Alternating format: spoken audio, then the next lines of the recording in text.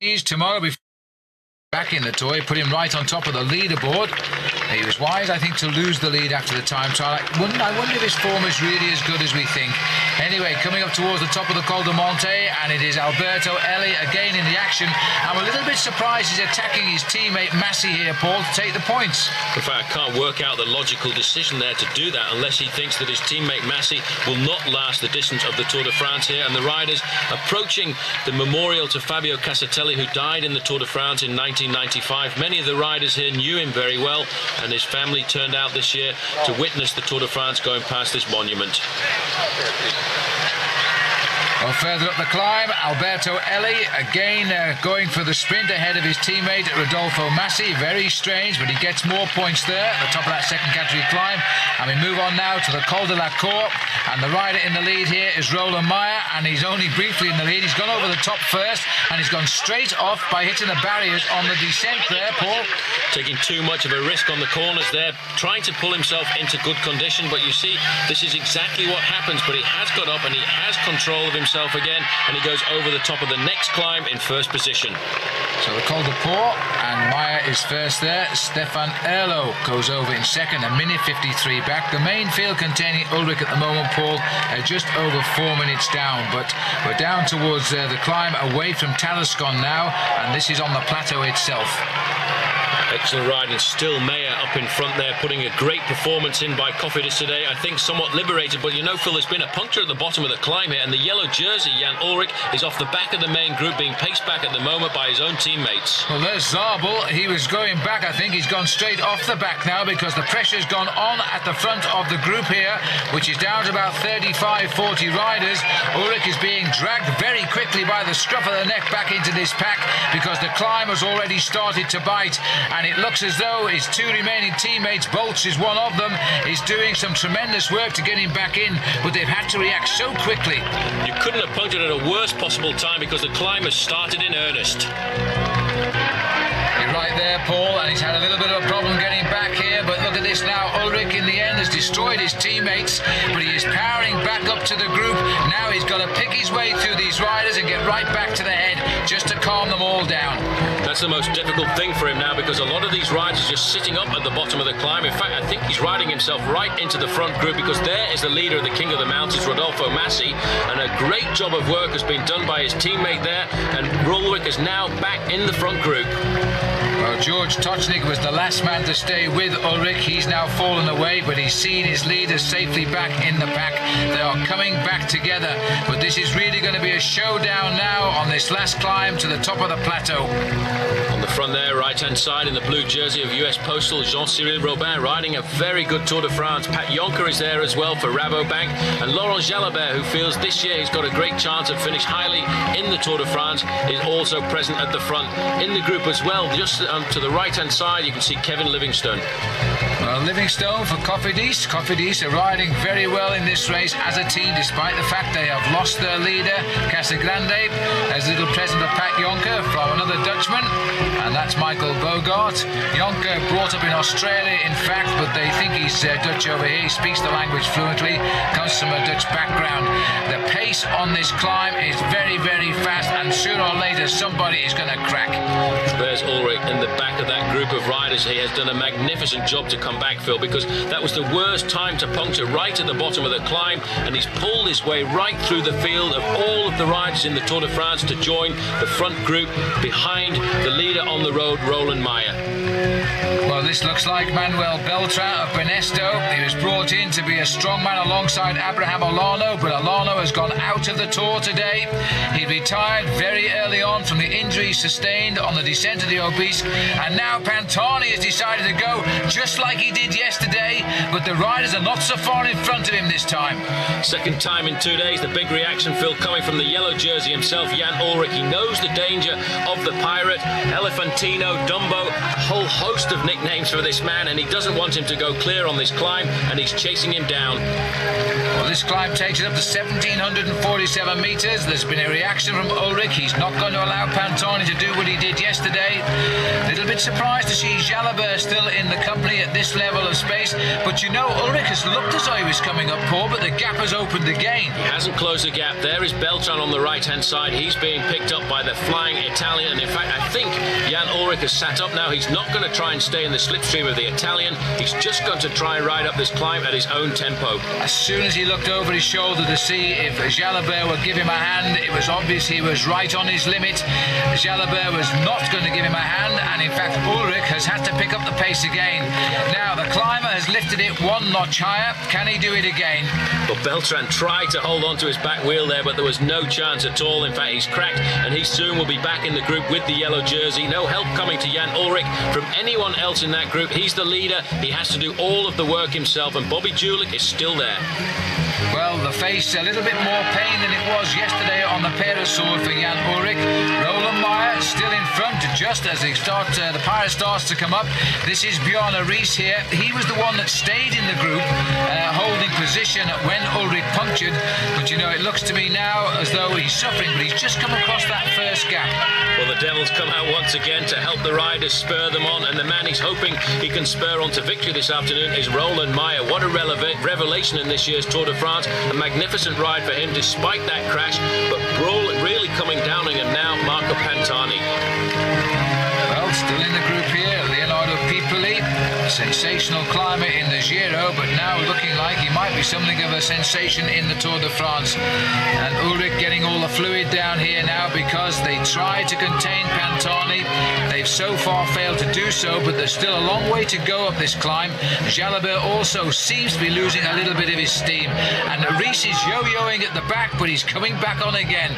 He's fighting. He's a courageous rider. He won the Tour de France 2 years ago, and he wants to try and stay in that group with Jan Ulrich so that if it does come to a situation where they're in difficulty, he'll at least be on hand to help the German. Well, this is Roland Meyer. He's had a marvellous ride today, and he's still out there. Don't forget, he's been off the side of the Col de la Cour. He scrambled back up into second place when he got back on his bike, and he's back in the front now on his own. Pantani, I was about to say he's coming up, Paul, but he's up. Well, he's amazing. He's actually knocked back 1 minute on Raniero in no time at all. He comes alongside the Swiss rider there, looks across at him, and now I think he will attack almost immediately. But he's taken a little bit of a while to get up alongside Roland Meyer there, and he's not pedalling away from him yet. Meyer just remaining his concentration there, hardly looking across at the pirate, but he's trying to visibly lift his pace. He knows the acceleration is coming. Here it comes now from Pantani. Such a typical attitude of a climber. Lift the tempo one more notch and break your rivals. 50 seconds is now the gap. It's beginning to look a little bit serious for Ulrich. Ulrich's not panicking though. Look at the face, complete control. He's looking around to see who is in the group with him. Bobby Julich sitting in second position. He won't attack at the moment, Julich, because his teammate is still up the road. But look at this. Jalabert now has been dropped. Alongside him as well, the champion of Spain in the orange and red jersey there, Angel Casero, and Beltran, who earlier was on the attack. But Marco Pantani now alone in the lead. And the plateau living true to form as we break out of the shadow of the trees. Right in the distance, far as you can see, is the summit of this climb. But now the weather is beautiful here and the pursuit is hot as Bogart now sets the pace. He is a sensation this year. He has been Rabobank's secret weapon for a great Tour performance. He wants a podium place in Paris, and ever since the prologue he has been in the frame. 3 kilometres to go now for Pantani. Second yesterday. He's now racing for the win. Incredible performance there. He gets out of the saddle. Every time he slows down, he comes out of the saddle to accelerate, to keep the pace high. That is what a pure climber is all about. He's not able to ride at a constant pace like Jan Ulrich is doing here. He has to accelerate. Every time he goes below a certain speed, he'll get out of the saddle and lift it once more. I'll tell you what, Ulrich is finding all of the pressure of being the leader of the Tour. Yesterday he was marked, today he's being marked. Nobody is helping him. He had atrocious slice of bad luck at the start of this climb, yet he got back. Obviously he hadn't recovered from the chase because Pantani went.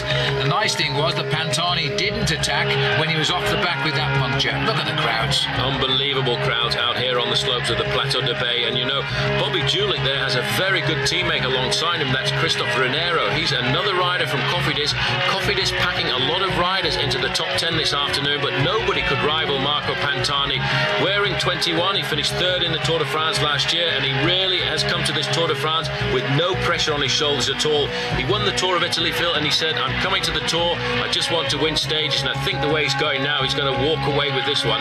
Well, this will be yet another win for him. He usually wins in twos, and he missed out yesterday, but he's still got the Alps to come, of course, as we make our way up to the summit. The local people here say these are the finest views you'll get anywhere in the Pyrenees, and I don't think we can disagree with them today.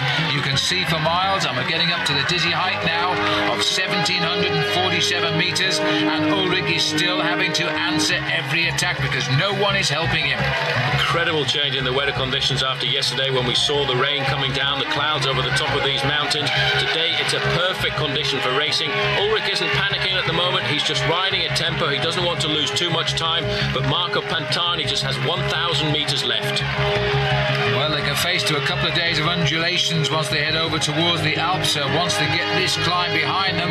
But Pantani is going to turn his back on the Pyrenees with a victory for sure now. Inside the last 500 or 600 metres to go, and Marco Pantani knows now that he is going to win this stage of the Tour de France. And this is the chase group there under the 1 kilometre to go banner now, but Pantani is sprinting for the victory. It's been a great couple of days in the Pyrenees. Second yesterday, a win today. He's won at Alpe d'Huez twice, Gouzet-Neige, he's won at Morzine, now he's won at the Plateau de Bay, and that is a great victory for Pantani, as the clock will now show him moving up the overall classification. Well, there's Bobby Julich sitting in second position there, Phil, and I do feel that he should have attacked Jan Ullrich today because Ullrich was all alone on the slopes of this climb, and I feel in a little bit of difficulty. Ulrich really has been a lonely rider this last couple of days of the Tour de France. There's one or two strong men coming through here now. The Cofidis team have had a wonderful day out. Roland Meyer is still ahead of this group. Looks set now to take second place. They've got two riders here in the group, so they are going to walk the team race in this Tour. And Escartine in the green jersey there, riding himself as well high into the overall standings. And Roland Meyer, Phil, has held on to second place. That was a magnificent ride by him. Meyer's been absolutely brilliant today, despite that fall on the descent of the Col de la Cour. He's now getting up and finishing in second place at the top of the plateau, and it looks as though Bogart's trying to lead out, but he's going to be beaten by Bobby Julich, who's riding an inspired Tour this year. So third place over the line for Bobby Julich, and the time gaps are opening. Il Pirato continues his climb up the overall classification, but what about Bobby Julich? Third place today, and this rider really is having a great Tour de France. And straight after the finish, Paul Sherwin was with him. Bobby, incredible ride there to stay up alongside Jan Ullrich. Yeah, you know, I felt very good today, but I had a guy up the road, so there was no way I could attack. I wanted to play it safe in the Pyrenees, you know, and we'll just have to wait and see in the Alps, you know. You said before the Tour de France you were a little worried about the Pyrenees and felt that the Alpine climbs would be better for you.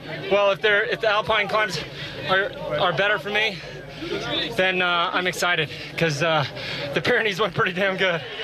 And they certainly were, and Marco Pantani will think that as well, because he's had a first and a second place in the mountains, and Bobby Julich has shown himself now to be a real challenger in this year's Tour de France. That's the situation. Julich now 1:11 behind Ulrich. Jalabert is third, equal with Marco Pantani. Michael Bogart lies in fifth place. But as the Tour continues, we're heading east now, the southeast corner, down towards La Cap d'Agde. The bad news continues. In the past 24 hours, the Tour de France has been sent reeling by more drugs allegations. And this morning, the riders left in the race themselves went on strike. One is now asking the question, will the Tour de France see Paris in 10 days' time? This is the story so far.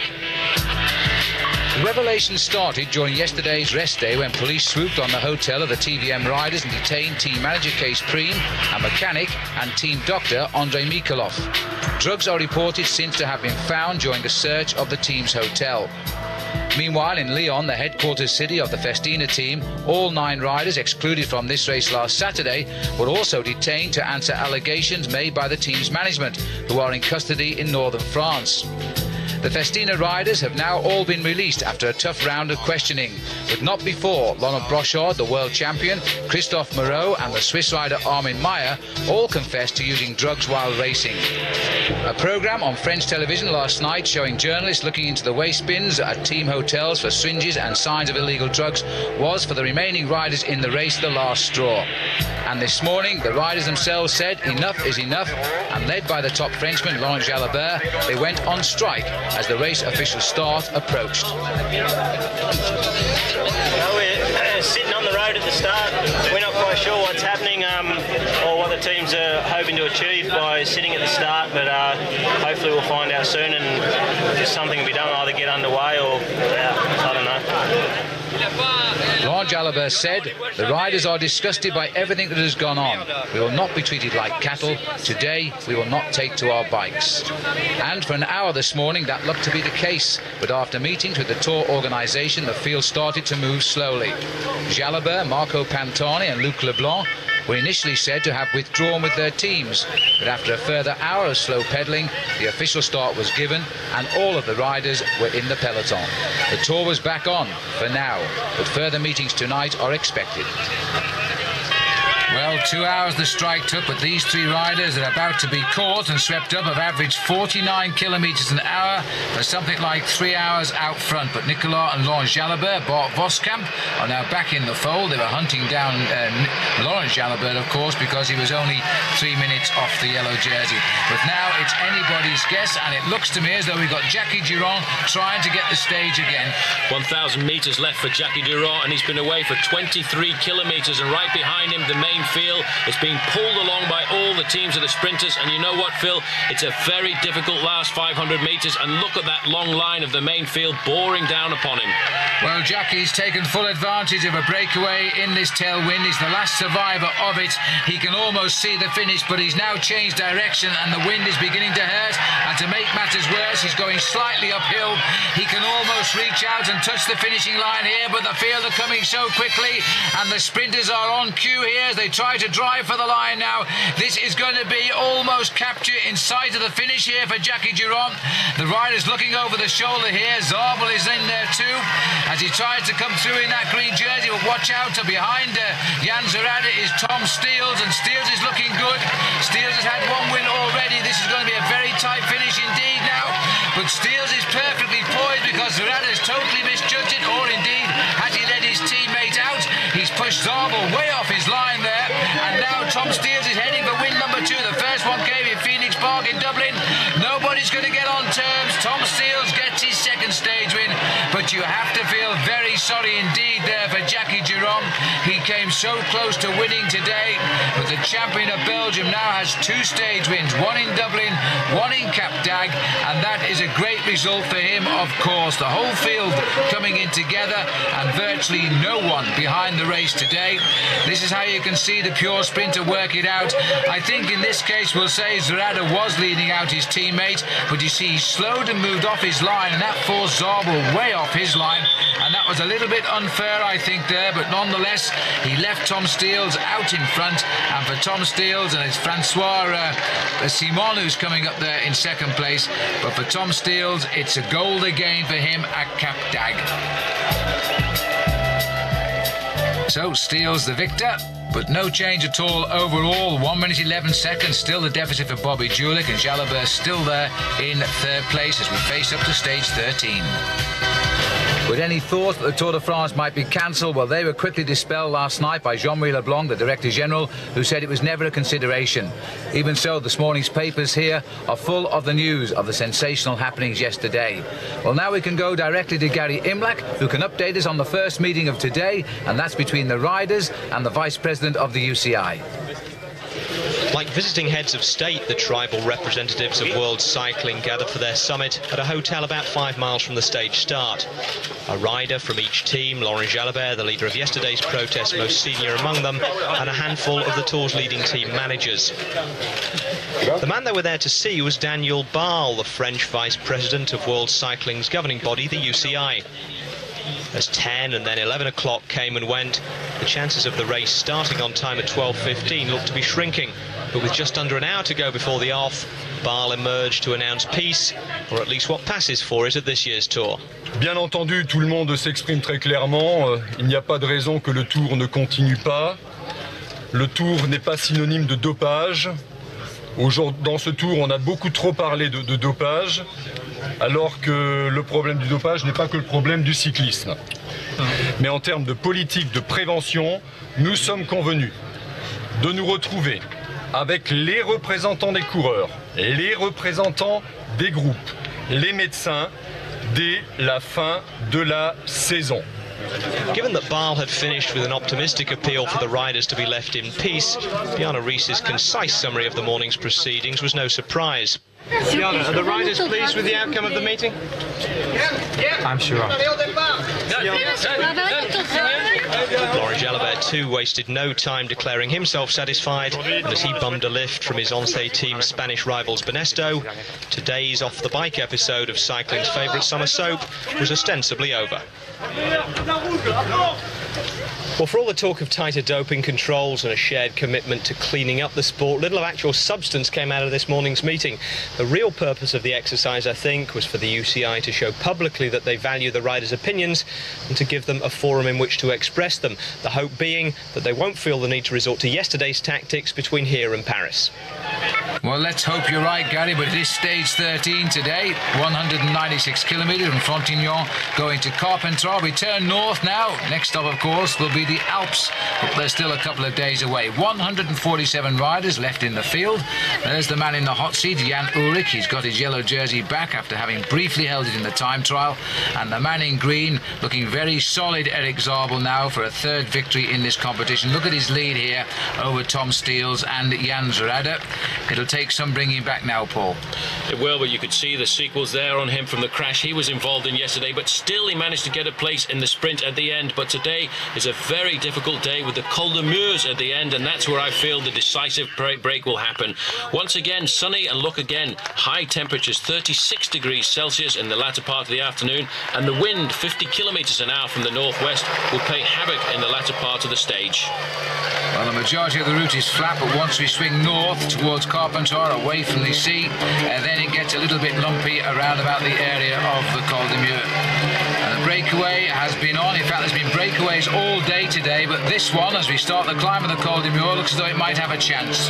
In there, Marty Jemison from the US Postal Service. Just swinging off the front there was Stefan Hurler, the former champion of France, but two riders from Mapei in there. On the front is Nardello, and in fifth position, the champion of Italy, Andrea Taffi. Now, he's a man looking for the victory this afternoon. Well, this is Luc Leblanc here, who's also looking to try and get in contact. He's come away from the peloton, which was timed a few minutes ago at 3 3¾ minutes. Taffi's gone over the top there with Nardello, and the remnants of the breakaway. There's still 7 of them, though, and Leblanc will be next. He's about 30 seconds ahead of the peloton. I don't think anyone would have expected an attack to come on this climb, because the heads of state of the Tour de France taking a back seat this afternoon, waiting for the big mountains on the horizon, the Alps. But Luc Leblanc has decided this is a good time to go out and open up an attack, and that's exactly what he's done.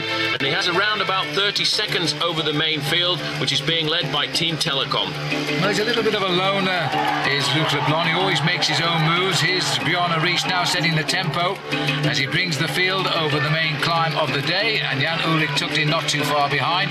The time gap 3 minutes 43 seconds. Back up with the leaders now, and Taffi very anxious to get that race on the go at the front. A lot of work at the front being done by Team Telecom, but they're getting help now from Cofidis, and also getting some help from the riders from Mapei.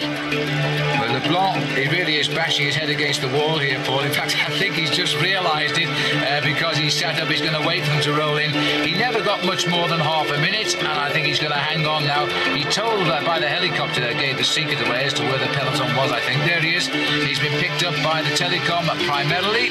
Let's get back up to the leaders here, because this is Taffi, and going down on the inside Vicente Garcia Acosta. I think he was a little bit upset by the race profile, because if you look at it in the race Bible, it looks as if it descended all the way down to the finish line. In fact, there's a good portion of flat here before we get into the town of Carpentras, and the winner this afternoon, Phil, certainly is going to come from one of these 6 riders, and it could be a good chance for Marty Jemison, because when it comes down to a sprint at the end, he knows exactly where to place himself. Well, there's Jemison now going to the back of the line of the 6 here. The blonde rider in front of him, by the way, is Koos Murenhout. He comes from the Rabobank team.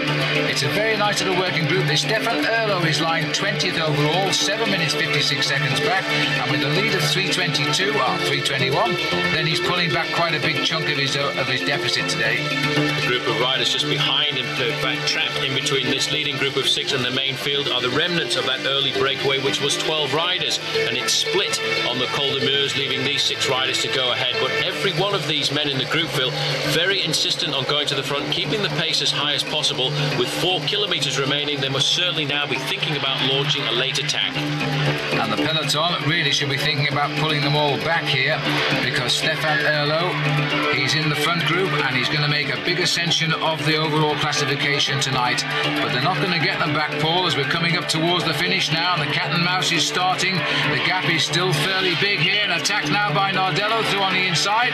Good move. Taffy's in second place. He'll close it down as Nardello goes round the corner. In fact, it looks to me as if he didn't take the corner properly there, and he lost all his impetus and his comeback together, so that was a waste of effort for him. Well, he misread the bend completely. It went very narrow, that's for sure, and he sat up, but he may not get a second shot at that now. But Nardello sat up, and in fact it's Acosta who's gone through, and now nobody willing to race again, and you can see how narrow the roads are here in Carpentras. Marty Jemison just shaking his thighs there, just trying to get a little bit more life into them, because the sprint is going to be one of survival. It's a very difficult day out here, very hot indeed, and it may well be the last man to sprint, the last man to wind it up is the one who's going to survive. On the front, Acosta in second place, Koos Murenhout. In fact, Acosta moving back now to the back of the line, and moving to the front, Stefan Erlo of France. Well, this breakaway certainly was for the stage winner, not for the big gains, because they're losing big chunks of their advantage now, as the field will continue to race in at high speed. They'll have chopped a minute off in the last kilometre, I would think, but now they're thinking of the stage win. Stefan Erlo is the rider on the front. He had the most to gain on the GC, but he's not going to get a great deal out of it right now, and clearly Taffy is waiting for somebody to start the ball rolling. Jemison is sitting at the back, I would have thought in an ideal position to jump, and he hasn't done so. He's waiting till the very last minute, and Taffy, I think, also must be thinking about that sprint in Montauban where he let it out, and at the last minute Jackie Durand came over him. He's in an ideal position right on his teammate's wheel, so certainly Nardello is going to lead the sprint out for Andrea Taffy, the champion of Italy this afternoon. And it's Koos Murenhout in second place as well, behind Erlo, and then comes Nardello. They're all looking over the shoulder, waiting for somebody else to start the ball rolling. They're making Erlo take the race right up to the line here, but they're going to start coming now, and in fact a piece of paper has flown onto the face of Stefan Erlo, and there's nothing he can do about it now. He's got rid of it as he now makes the run for the line, but did that affect his sprint? I wonder, because Nardello has come over the top here with such a turn of speed, and that despite the attack he made at 1,500 metres to go, and it looks like this could be a great victory for Daniel Nardello. Acosta is coming very quickly, and Erlo, as he left it too late, because the line is just about on them. Acosta on the right, and it's ever so close, but Nardello believes he's got it. It was a very, very close run thing there by Garcia. Acosta on the right. Just watch the wheels now as they hit the finishing line, because it looked as though the Spanish rider was nearly up at this time. I would say about the width of the racing tyre of Nardello, and there it is confirmed. So the Italian gets the victory, and Taffy from this photograph will finish third. And on the far side, Marty Jemison comes home in 5th place, and here's Paul Sherwin with him now. Well, Marty, a tough day in the saddle there, and you must have had thoughts over the last few kilometres of a chance of winning a stage. I did, I didn't give up any chance, looking around and seeing the big names. It wasn't intimidating at all. I felt like it was right in there. When we first split up, went down from 12 to the 6 of us there, I'd gone pretty deep, and I was worried, but I recovered pretty well before the next climb. On the climb, I thought, well, they might give it some stick, but I thought I was just as strong as any of them. They attacked on the hill, covered those pretty well, and then all the way in, I thought, there may be a better sprinter here, but they're not going to outdo me with the psychology. I thought I gave it everything I had. It split up several times. It looked as if there was a big work being done between Nardello and Taffy. They kept controlling it, but you were always there. Yeah, I thought they were playing a little bit. I thought maybe they would have played it a little bit more. They were covering Stefan Hula a little bit. I played that a bit too. I thought that, you know, Taffy and Stefan Hula were the strongest guys there, and I felt they'll watch each other the closest. But I was really looking for Nardello to escape, but I think he was tired. We're, you know, on the same level. As it comes down, I think we were all pretty much on the same level coming into the sprint. The last 500 meters there, you were in 6th place, an ideal spot to be. You could see everybody else, but maybe the legs just weren't quite strong enough. No, I think the legs were good. And I think where I was at was really good. I was confident. I was really comfortable, looking for the right wheel. I think I mentioned just a minute ago that, you know, there was a couple. I bumped bikes with somebody else twice in the sprint. And I think if that didn't happen, I would have had at least another bike length. That's how much power I had. Look at the film, put one more bike length on it, and that's how strong I am. It's tough to get so close to a stage victory and just miss out. Yeah, but I had a good day. I like riding. Just actually one final question about Bobby Julich in this Tour de France. Are you surprised how well this American's riding? You know, the Americans have been stronger and stronger. You know, there's more of us. We give each other, you know, a little bit of confidence, a little bit of pep talk. I support everything Bobby's doing. I think it's the greatest thing for, you know, American cycling to have another person come along and possibly win the Tour de France. He can do it. Is it motivation for you to see any of the other Americans riding well? George Hincapie rode well in the first week. Now it's Bobby Julich. I've had motivation for the last couple of months now. Helping George win the U.S. Core States, U.S. Pro Championships, and then helping Lance win Luxembourg and the stage race in Germany. Myself placing top 10 in both those and helping Lance win those. That was, I mean, I'm having a lot of fun racing. I've been waiting for a long time to have a ride like this in the Tour. I know I'm strong, but I often do work for others, but today was my day. It certainly was, and a great finish there for Marty Jemison, and Eric Zabel bringing the rest home here, and just on 2 minutes 50 odd seconds down on the day, so there'll be no change overall at all. Zabel will in fact increase his lead in his green jersey competition, but the win going to Daniel Nardello of the MAP 18. That's their full stage win of this Tour so far, and he beats the Spanish rider Garcia Acosta. Overall, no change at Julich, Jalabert, Pantani, Bogert and Luc Leblanc, who had a little dig today, but he's still 6th, 4 minutes 16 seconds back. Well, there's the beauty of the area we are in as we prepare now to head up towards the Alps. You can see them in the distance there, and this will be a reasonably tough day. 186.5 kilometres, still 147 riders left as we now head north towards the Alps. And if anybody is going to challenge Jan Ullrich as this race now passes through the Alps, then it's got to be the American Bobby Julich. He's riding his second Tour and something of a mystery to us all. So let's meet him. Hello, my name is Bobby Julich. I'm 26 years old. I was born in Corpus Christi, Texas. I am 6 foot. Right now on the Tour de France, I'm about 67 kilograms. My home in the United States is Glenwood Springs, Colorado. While in Europe, I live in Nice, France. I am engaged with a girl. Let me do that again, huh? Yeah. I am currently engaged to be married to my longtime fiancée, Angela Morgan. I started cycling in 1984. I turned professional in 1993. I joined Team Cofidis in 1997.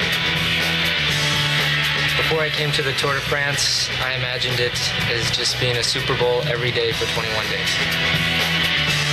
I respect Jan Ullrich very, very much, but no, I'm not scared of him. I've really seen no weakness in Jan Ullrich up until now, but the Alps are very, very difficult, and anything can happen. I'm surprised to be in this situation, but to be honest, I've always believed in my abilities, and I one day knew that I would be in this situation. So it is a surprise to happen so soon, but I knew it would happen someday.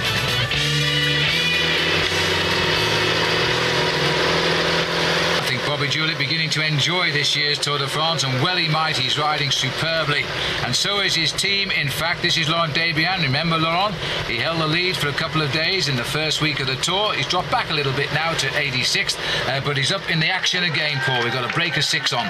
Yeah, but difficult conditions once again, Phil. Sun out, 20 kilometers per hour southwesterly wind, and again high temperatures, 33 degrees Celsius. So the heat certainly is on in the Tour de France. I couldn't agree more. It's very oppressive, the weather conditions at the moment, but the breakaway went clear after only 65 kilometers today, and in this breakaway, again, a former yellow jersey Stuart O'Grady, a former yellow jersey in Laurent Debian, a stage winner in Leon Van Bon, and Calcaterra, Rodriguez and Peter Meinhardt is in there as well. I would think most of the riders in the main field would be quite happy with this breakaway going clear as we're on the slopes now of the Col de Roussay, because for all of the challenges of the Tour de France, the important thing is the Alps tomorrow, and Debian thinks he can get a stage victory because he's gone clear on the run-in. Well, over the top of the Col, this breakaway had a lead of almost 9 minutes. Now they're trying to scramble for the victory here in the streets of Grenoble. Rodriguez is taking on Laurent Debian, but they're only just ahead of the group. In fact, the man has been doing an awful lot of chasing down is Stuart O'Grady. He might have chased down just once too often, Paul, because these two have got a march. They certainly have. Orlando Rodriguez, a very good sprinter. He's brought across to the Banesto team to win stages. He won a stage race last year. He's a very good rider from Portugal, and now he's got himself in the ideal situation. Laurent Debian pushing it at the front, trying to stay clear because he knows for him this is a last-ditch effort. Well, there's nobody going to alter the overall classification tonight in this breakaway. Tomorrow, though, the Alps may have a different story to tell us, but right now those two riders have gone clear as they came into the long straights here in Grenoble. We're racing right down into the centre of the town. We don't often come here now to Grenoble, and the crowd are waiting for the riders to come in. But it's an opportunist move, and they're flat out, and Rodriguez looks 100% committed. I'm surprised Rodriguez went with this move because he's got a very good sprint himself when it comes down to the finish of a race, and the work behind under the 2 kilometres to go banner being done by Stuart O'Grady, obviously wanting to pull it all back together. And for Debian, as soon as it slows down, he goes right to the front to keep the pace high. These two riders both working well together. Well, it must seem an eternity down the street here, and slowly but surely those riders are clawing the way back. So very soon we're going to have 6 men, and in fact Debian is saying, look, they're coming up, come and do something. But I really don't think Orlando Rodriguez can do anything about this now. He's got nothing left. It's very close. It looks to me as if Calcaterra is a man now coming to the front, keeping the pressure on, trying to pull it all back together. These riders have been away for so long now, they just don't want to let the break go clear. There's Van Bon, the winner of the stage in Tauro. He too is a very smart sprinter when it comes down to the end of a stage like this, and they will all have been waiting for that banner across the line, Phil. The red kite showing them just 1 kilometre to go, 1,000 metres. Well, it's been touch and go for them all, but Calcaterra is trying to finish it off, and Leon Van Bon is prepared to help him, a silver medalist, or bronze medalist rather, in the World Championships. Leon Van Bon, a double stage winner in the old Tour du Pont in the United States, but he's come through as a great rider now in the Tour, and this is his 5th time in the Tour de France, 1 stage win already, and they're all together now. Watch out for the trackie. Stuart O'Grady goes to an impossible gap. A typical track move through on the inside and gets onto the back wheel of Debian. He's right there, but also a good trackman, Van Bon, in 3rd position. He was 2nd in the points race at the Olympic Games in 1992 Barcelona. So these two riders know just exactly how to handle this kind of sprint. A slow start to the sprint, very explosive. O'Grady up into 2nd place, but look at Van Bon right on his wheel. So we've only got 1 stage winner this year in the Tour de France here. We've got 2 previous yellow jersey wearers, and the rest just hoping for the slice of the glory. Debian, who was the yellow jersey, is being left on the front to be leading out the sprint here for Northern France. But Calcaterra is a dangerous man, and he's digging very deep there. He's holding Stuart O'Grady on his inside. O'Grady's taken the back wheel of Calcaterra now. This might be a good move for O'Grady. Van Bon has pulled out of it a little bit. He seems to not have the legs here, and right on the line, I think the old track push there may have given it to Stuart O'Grady. Let's have a look from the top here. Calcaterra did appear to have this holding the barriers on his left, but then came O'Grady, and despite a slight move off the line there by Calcaterra, he got it by the width of his tyre.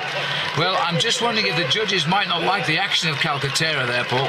Well, he did move off his line. He came halfway across the road, but you know, the judges in fact have just decided to relegate him back into 6th place. All right, well, the win means a lot to Stuart O'Grady. He's with Paul Sherwin. Yeah, there was so much going through my head in the last 20k. I was just like, I can't ride all this way and stuff it up in the last kilometre because I know I won't sleep tonight. And the last few k, when a break took off in the last couple of k, I was getting pretty worried, but just played cards, and it seemed like you were doing an awful lot of work because every time somebody attacked, it seemed to be you who was chasing them down. I just didn't want to see someone right off in front of the K to go and flick me by 3 seconds, you know. That'd really annoy me. So, you know, I was maybe doing a little bit much work, but there was a couple of other guys in there that wanted it to come down to a bunch sprint as well, and it's worked out perfect. Well, here comes the bunch now. They've lost a bit more time today, and they're trying to manoeuvre the finish, indeed, in the favour of Eric Zabel. He seems to have a nice little habit of cleaning up the bunch, an awful long way back on the eve of the Alps. But here comes Zabel, gritting his teeth, and a few more green jersey points are going in the bag as Robbie McEwen just finishes on his back wheel. 10 minutes back. Stuart O'Grady so becomes the third Australian ever to win a stage of the Tour de France, behind Phil Anderson and Neil Stevens. This has been a dream tour for him, the yellow jersey, and now a stage win. All smiles for Stuart. He's having a great season too, with victory in the British Pro Tour as well. On to Les Deux Alpes, a new finishing venue now for the Tour de France, and the stage awaits the enactment of this race in the Alps. And the riders heading out on stage 15. The mountains are there for us all to see, and it's 189 kilometres to the high spot of the day at Les Deux Alpes, which, by the way, is the parallel valley to Alpe d'Huez. Jan Ullrich, the lead of the Tour, by 1 minute and 11 seconds. Laurent Jalabert still equal with Marco Pantani, 3 minutes 1 second. Then comes Bogart and Luc Leblanc. So I'll tell you what, there'll be changes today. It's only a matter of knowing which way they are changing. Well, this is the finishing line of Les Deux Alpes, and the clouds are sweeping across the top of the mountains today, and in fact it is cold and chilly. It hasn't affected the crowd at all, because they've come to what is the last mountaintop finish of this year's Tour de France, and as Italy is not very far away from here, you can imagine who they want to see first to the top today. Circo Pantani. Pantani. Marco Pantani. Marco Pantani. Pantani. Pantani. Pantani. Aussi Pantani. Well, the little imp has all the qualifications for today's stage, Paul, with the Col de Croix de Fer, the Col de Telegraph, Col de Glibier, and then the tough climb up to Les Deux Alpes. All he can hope is that there's no breakaways go on the early parts of this stage this afternoon, and a man sitting at the rear of the main field for the moment in the yellow jersey, Jan Ullrich, but he'll be challenged certainly today, Phil, by Bobby Julich.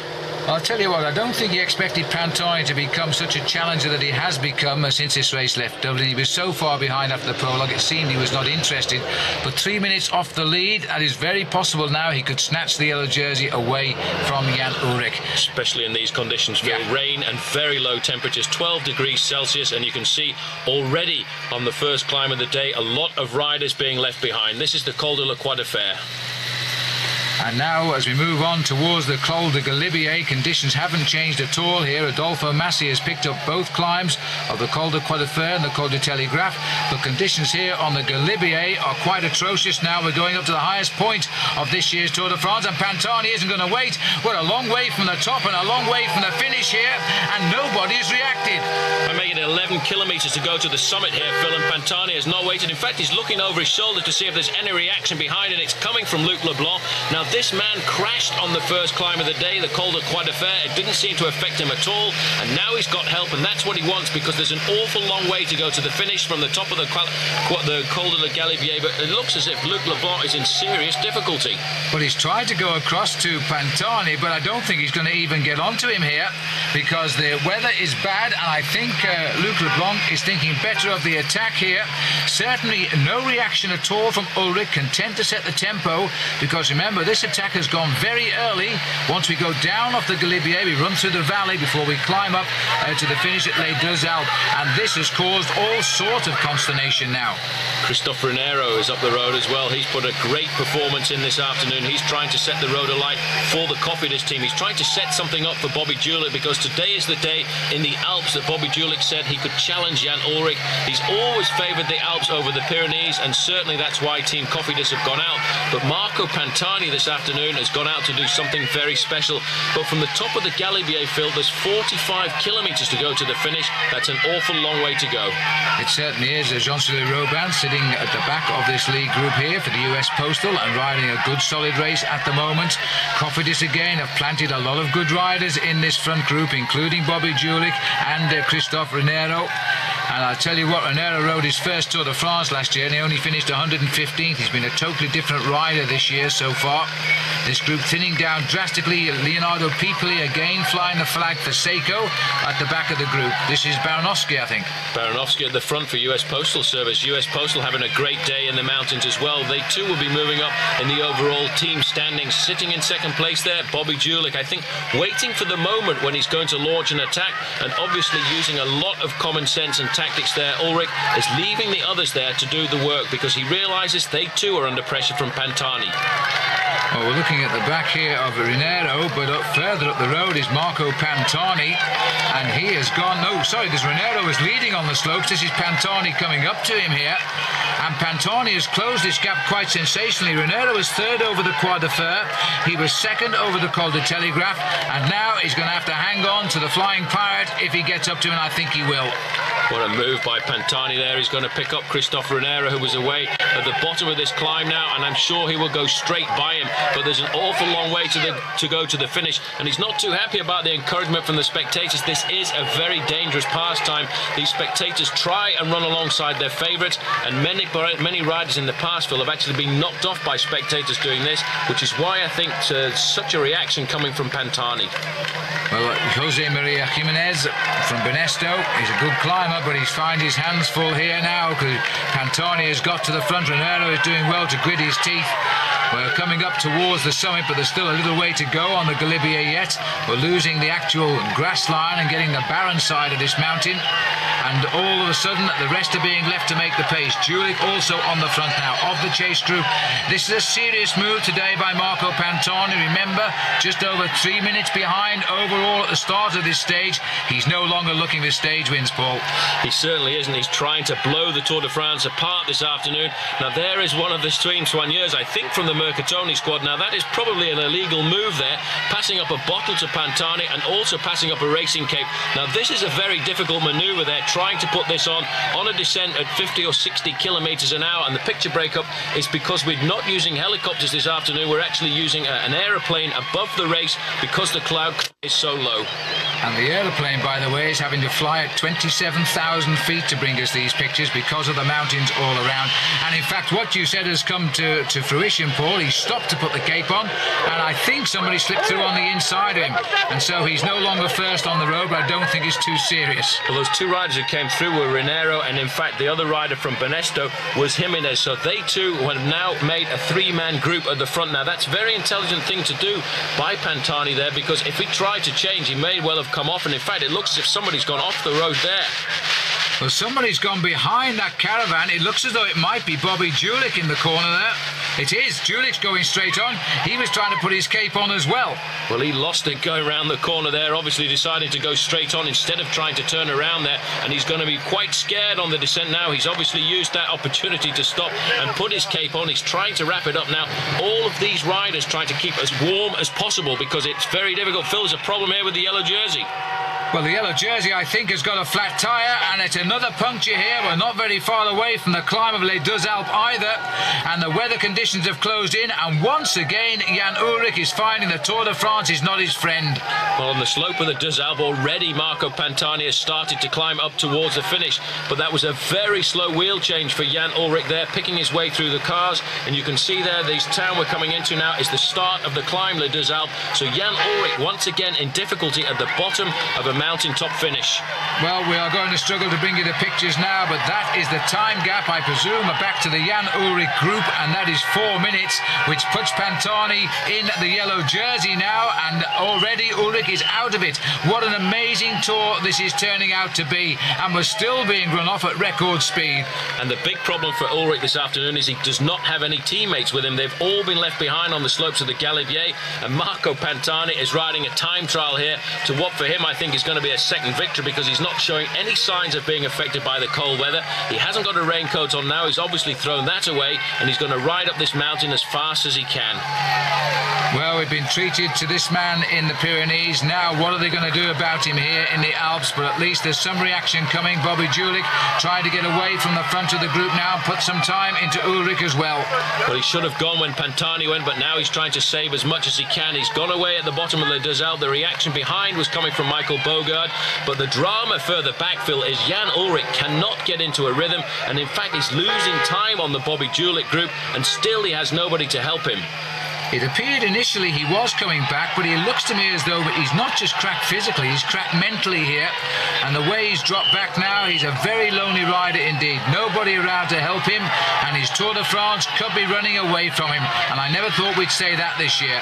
Well, that's the difference between being at the front of the race and being at the back. Marco Pantani won't be feeling the cold at the moment. All he's thinking about is concentrating on keeping his pace high, getting to the top of this mountain as quickly as possible. He's had success in the Alps before. In fact, on the other side of the valley to where we are now at Alpe d'Huez, where he won on 2 occasions. Today he's looking to put another Alpine stage on his credits. Well, he's magnificent when he's in full flight, but in weather conditions like this, we are looking now at time gaps which might take us back into the mid-50s.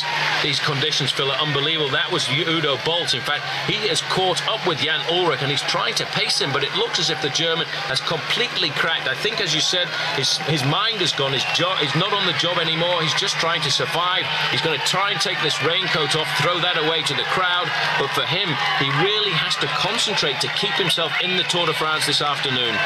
Well, he's very, very unhappy, that's for sure now. He's a little bit confused as well, is young Jan Ulrich. The Tour de France, he obviously didn't have the right depth of his form. We were wondering if he was overweight. He certainly isn't that, but I'm wondering too if his preparation hasn't been quite right this year, and Pantani is now going to find out the answer to that, because he is putting home the attack here. He is gaining minutes over the rest of the race. Here's Bogart now, but still staying in the frame.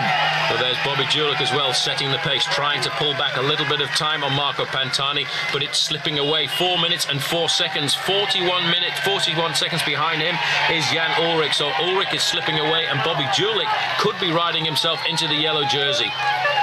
And there is now, Rees has now picked up Jan Ulrich, so it's looking as though he might get a little bit of help at hand here. Van der Voer, who has had a good race so far, he's also come into the frame for Lotto, but with every respect to the youngster, he shouldn't be riding alongside Jan Ulrich at this moment in time. One would expect Jan Ulrich to be a lot further up the slopes than he is now, but you know, it must have been a psychological blow. The last time we had a mountaintop finish, he punctured at the bottom. Today he's done exactly the same thing, but the weather conditions are atrocious, and I think psychologically he's cracked. He's got to snap himself out of it and get back into some kind of concentration to stop losing time on Marco Pantani. But for the moment, Marco Pantani riding himself into the yellow jersey because he's almost 5 minutes ahead of Ulrich on the road.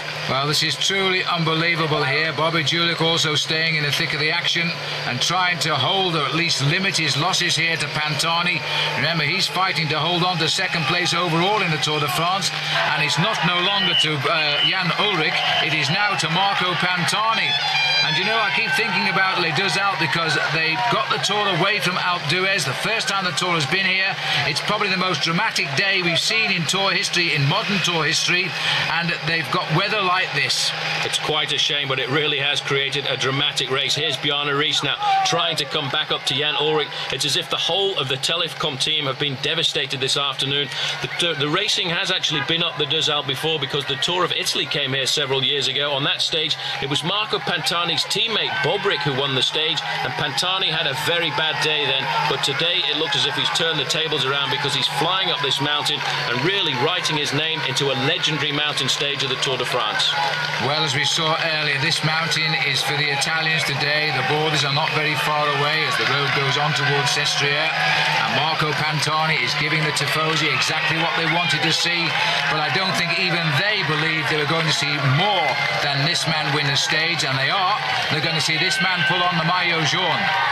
Incredible. He's starting to weaken a little bit now, but after the breakaway that he's put in, that's not surprising. Bobby Julich looking very comfortable, punching away at the pedals. This man has come to the Alps. This is where he feels that his ability is much better. He doesn't like the steep, difficult climbs of the Pyrenees, but these longer ones in the Alps he feels resembles the roads of Colorado, which is why he's putting the pressure on today. He can feel there's a possibility for him to climb up above Ulrich in the overall standings, and why not a yellow jersey at the end of the day? But that, I think, Phil, is going to be taken away from him by Marco Pantani, who really is doing the ride of the day. Just thinking there that Julich, Paul, now he's moved across to live in Philadelphia, training on the Manny-Young wall is going to feel pretty easy after this year's Tour de France. It will do. It's not exactly the slopes of the Deux Alpes. You'll have to take the Manny-Young wall about 15 times to put it in perspective with the Deux Alpes. At the back now of the group, you can see two Telecom riders with the man wearing number 1 as last year's winner, Jan Ullrich, Bjarne Riis and Udo Bolts. They're trying to muster up a little bit of support for him, some morale boosting. They'll be talking to him, explaining to him that he needs to get back into some kind of concentration to keep his pedalling going. Over 4.5 minutes now for Marco Pantani on the chasers. And I think that might well be to Bobby Julich and further back even to Jan Ullrich right now. But over the years, you know, the way the journalists have tried to build this rivalry between Bjarne Riis and Jan Ullrich of how competitive they are to one another. Now we have Riis here waiting for Jan Ullrich and trying to coax him up to the summit. Well, Ullrich realises now that he has got a great teammate in the shape of Bjarne Riis. Riis is a very experienced rider, 34 years of age now. He will know exactly what is going through Ullrich's mind, and he'll be coaxing him like a master to the pupil. Now the pupil has become of age, but still he needs somebody around him just to keep him calm in situations like this. Well, this is the one day in a Tour leader's life you hope never comes, and they always say it does one day, and it's come pretty early to Jan Ullrich.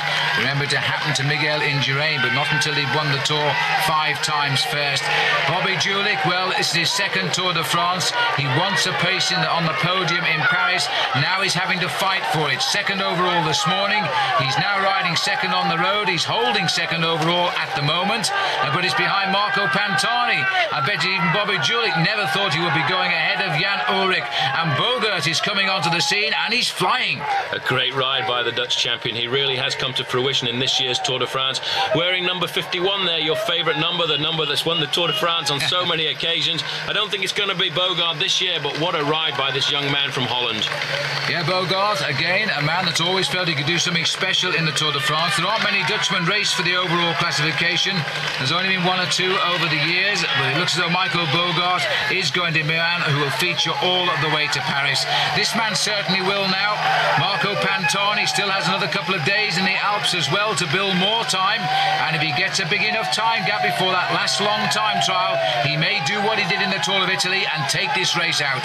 But while Jan Ullrich is trying to survive on the slopes of this mountain, Rodolfo Massi is currently lying second on the road, and he's about 1.5 minutes behind Marco Pantani. And Fernando Escartin has flown the coop as well, because he slipped away from Bobby Julich, and he's currently lying third on the road. So the Tour de France this afternoon certainly turning upside down.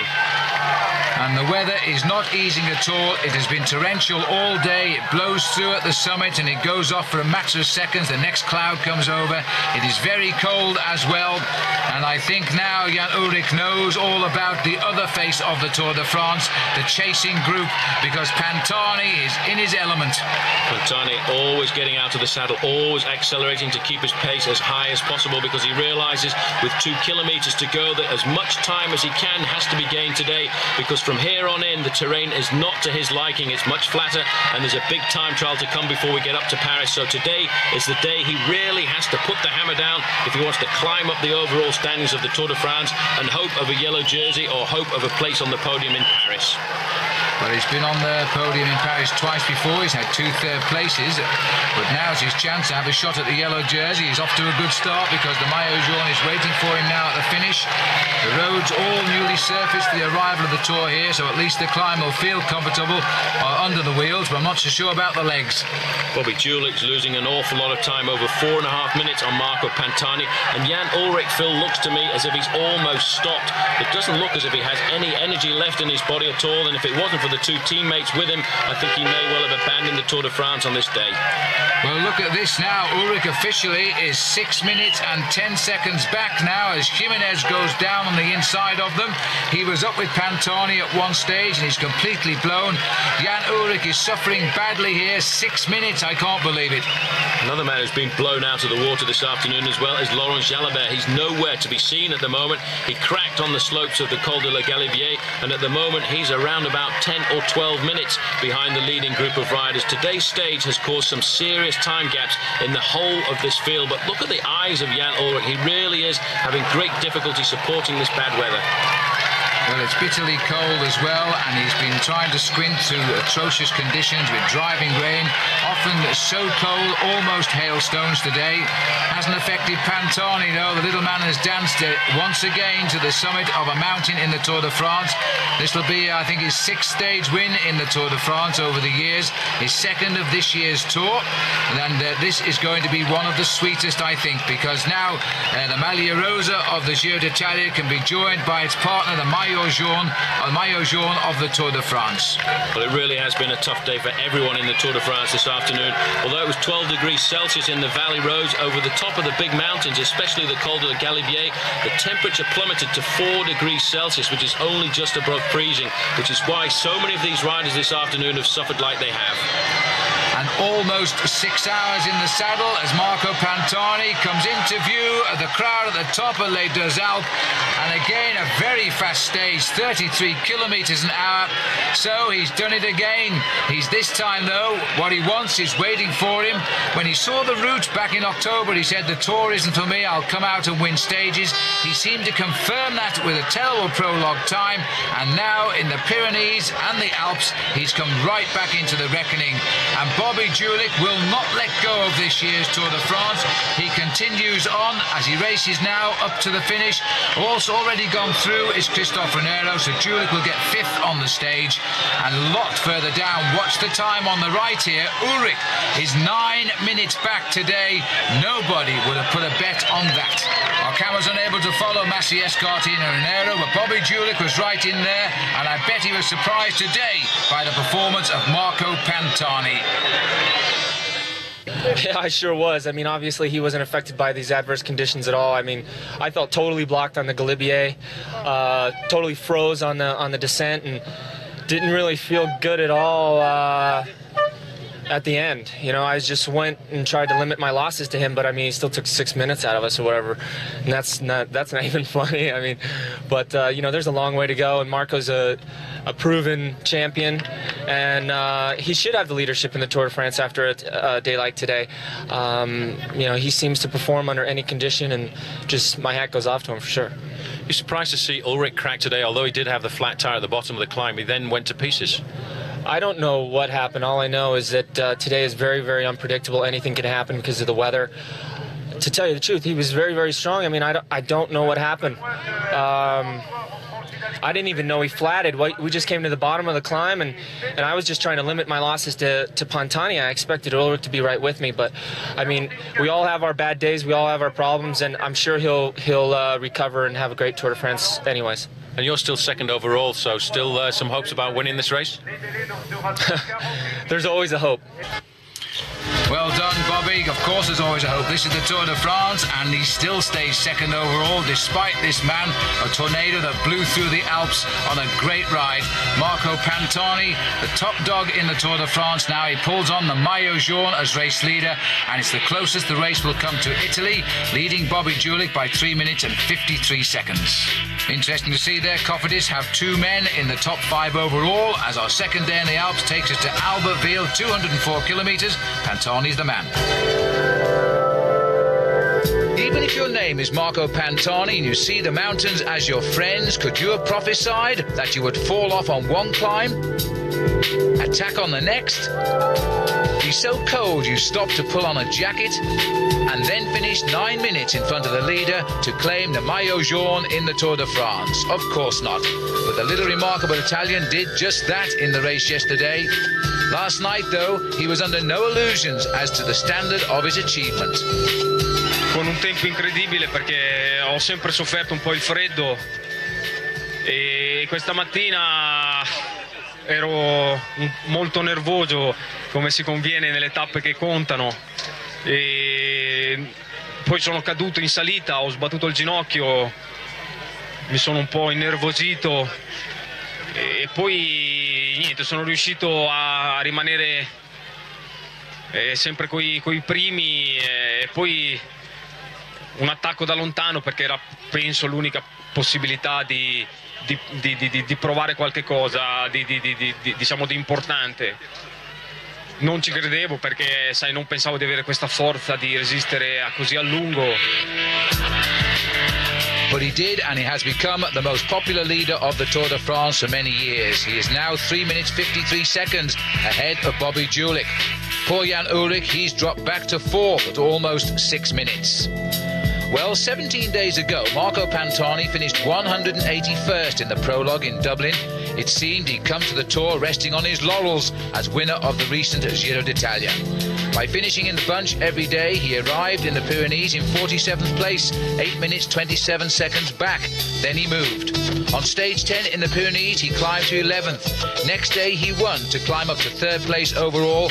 And on his first day in the Alps, he destroyed the field. And after that remarkable day yesterday, everybody now asking the question, has Marco Pantani gained enough time to win the Tour de France when you consider there is still a long time trial to come?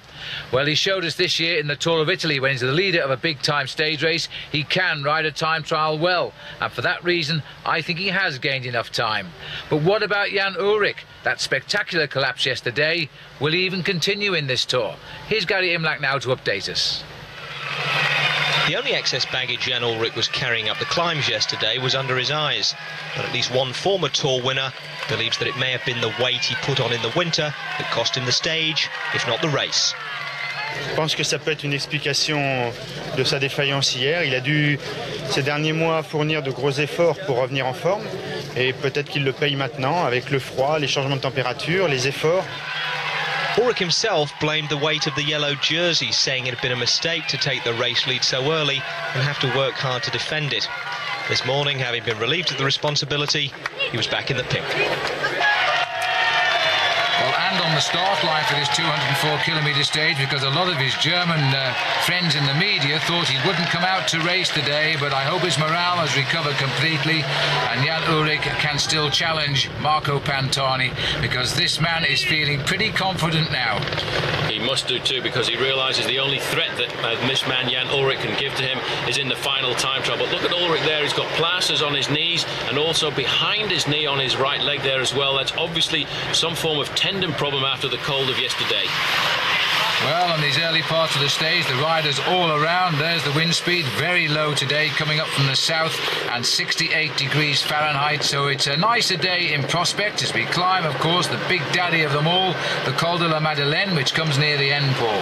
Very difficult climb, and I know it well because in one of the Tour de France's that I didn't finish, I actually abandoned there on the slopes of the Col de la Madeleine. But it's a tricky day through the Alps, and this early break of 3 riders picking their way down the first descent of the day, and you can see in the middle there, Andre Tituriak has actually taken a very bad line there, Phil. You could say that. He completely misjudged the bend there, Tituriak. Well, I'll tell you what, this isn't the same rider. This is another rider on the same bend from the same team, and this is in fact Verbrugge of the Lotto team, Rick Verbrugge. He went down exactly the same point on the descent of the Col de Port. We're now moving across to the Col de la Madeleine, where the action's at the front, and my goodness me it is, because this is Jan Ullrich having the audacity to attack right at the start of the climb. Only Pantani is going after him. Pantani's having a hard time getting up to the wheel as well. What a turnaround for the books there. Jan Ullrich blown away yesterday's comeback. Today, Phil, he's proving that he's a real champion, trying to put the yellow jersey into difficulty, and behind people he trying to respond. Good reaction by Marco Pantani, but I think that will have ruffled his feathers. And that's Escartine crawling all over his bicycle here to try and get up to make it a leading group of 4, and he's just about on. But in fact, Ullrich is keeping the pressure on here. Pantani is just going to try and control him at this early stage, I think. The Col de la Madeleine is a vicious climb. It will take a brave man or a confident one to attack quite as early as Jan Ullrich has done. Look at the gap he's open now. And Bobby Julich, remember, is still in this group along with his teammate Renero. There's Bobby Julich there in second place. Alongside him is Renero, who's keeping the pace high, pacing his man Bobby Julich. And further up the road, the man who really lit the race alight, Stefan Herlo, trying to ride himself high in the overall standings, but he would not have expected the attack to come from Jan Ullrich. Herlo's been out front all day since the start of the Col de Port with Aldag and Tituriak, and one by one they've been chiselled out. He won the climb of the Port, the climb of the Crucheron, and he was second over the Granier. Look at this attack, Paul. This is the way to do it. This is the way to do it. He looked at all of his compatriots there in the breakaway to see just how they were riding. He could see a lot of them already in difficulty and said, right, now's the time for me to go. And he almost caught Marco Pantani unawares, but the Italian leader of the Tour de France decided to respond quite dramatically. One advantage, though, Phil, for the man man Jan Ullrich. In fact, it's Rolf Aldag, who was in the earlier breakaway, is still a little way up the road in front of him. Well, he certainly hasn't come into our camera lens yet, although I don't think he's going to have much joy in hanging on to these two when they pick him up. Ullrich is riding superbly again. One bad day. Has he lost the Tour de France? It's now a huge question mark, you know, because he's going clear now, and Bobby Julich is the man being damaged by this attack. Pantani is just sitting there, and why shouldn't he? Because the yellow jersey now is on his shoulders. The big losers on that attack there looks to be Team Cofidis, because there on the front was Roland Meyer. Second position was Christophe Renero and Bobby Julich using his teammates. Now they're the ones who've been put in the position of defence. They have to try and respond to that attack by Jan Ullrich, and I don't think anyone would have expected that to happen after this man lost 9 minutes yesterday. There must have been some heavy talking last night in the hotel. It wouldn't surprise me if Bjarne Riis and Udo Boos didn't sit down the young Ullrich and say to him, look, this happens in the big tours, you've got to recover, and tomorrow hit them hard on the Madeleine and see what happens. And what has happened is that only Pantani has gone with him, and Pantani isn't going to help him at all, and he's no reason to. He has no reason at all. He's in the position of defence. He's the leader of the Tour de France, and Jan Ullrich is attempting to dislodge him from that position. But what a great move. Ullrich is showing the power that he has on a climb like this, sitting down using a very big gear. You can see here the difference in styles as Pantani's out of the saddle, punching at the pedals as often as he can. Well, this is Meyer again, who rode so well in the mountains and now trying to pull up the Cofidis team. As a team, they are almost untouchable in the team classification of this race. They've ridden so well as a group, and this despite losing their leader on the very first day in the mountains, Casagrande. But Julich now, I wonder what he's thinking now, because he knows that these top two boys are riding away from him, and if they're well clear over the top of the Madeleine, I don't see anybody pulling them back. Here's the remnants of the breakaway. It looks as though Erlo is clear on his own, but Teteriuk and Oldag's seen his teammate coming.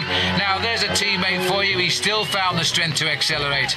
Aldag certainly gets number one today for Team Domestic. He's been in the breakaway very early on. He went out there because they felt as if Telecom had lost the Tour de France, and now the table has completely turned, and he's finding some strength, I don't know from where, to try and pace his man Jan Ullrich just a little bit further. He will push himself for the next kilometre or so, but he won't last for, because he cannot match the big engine that Jan Ullrich has.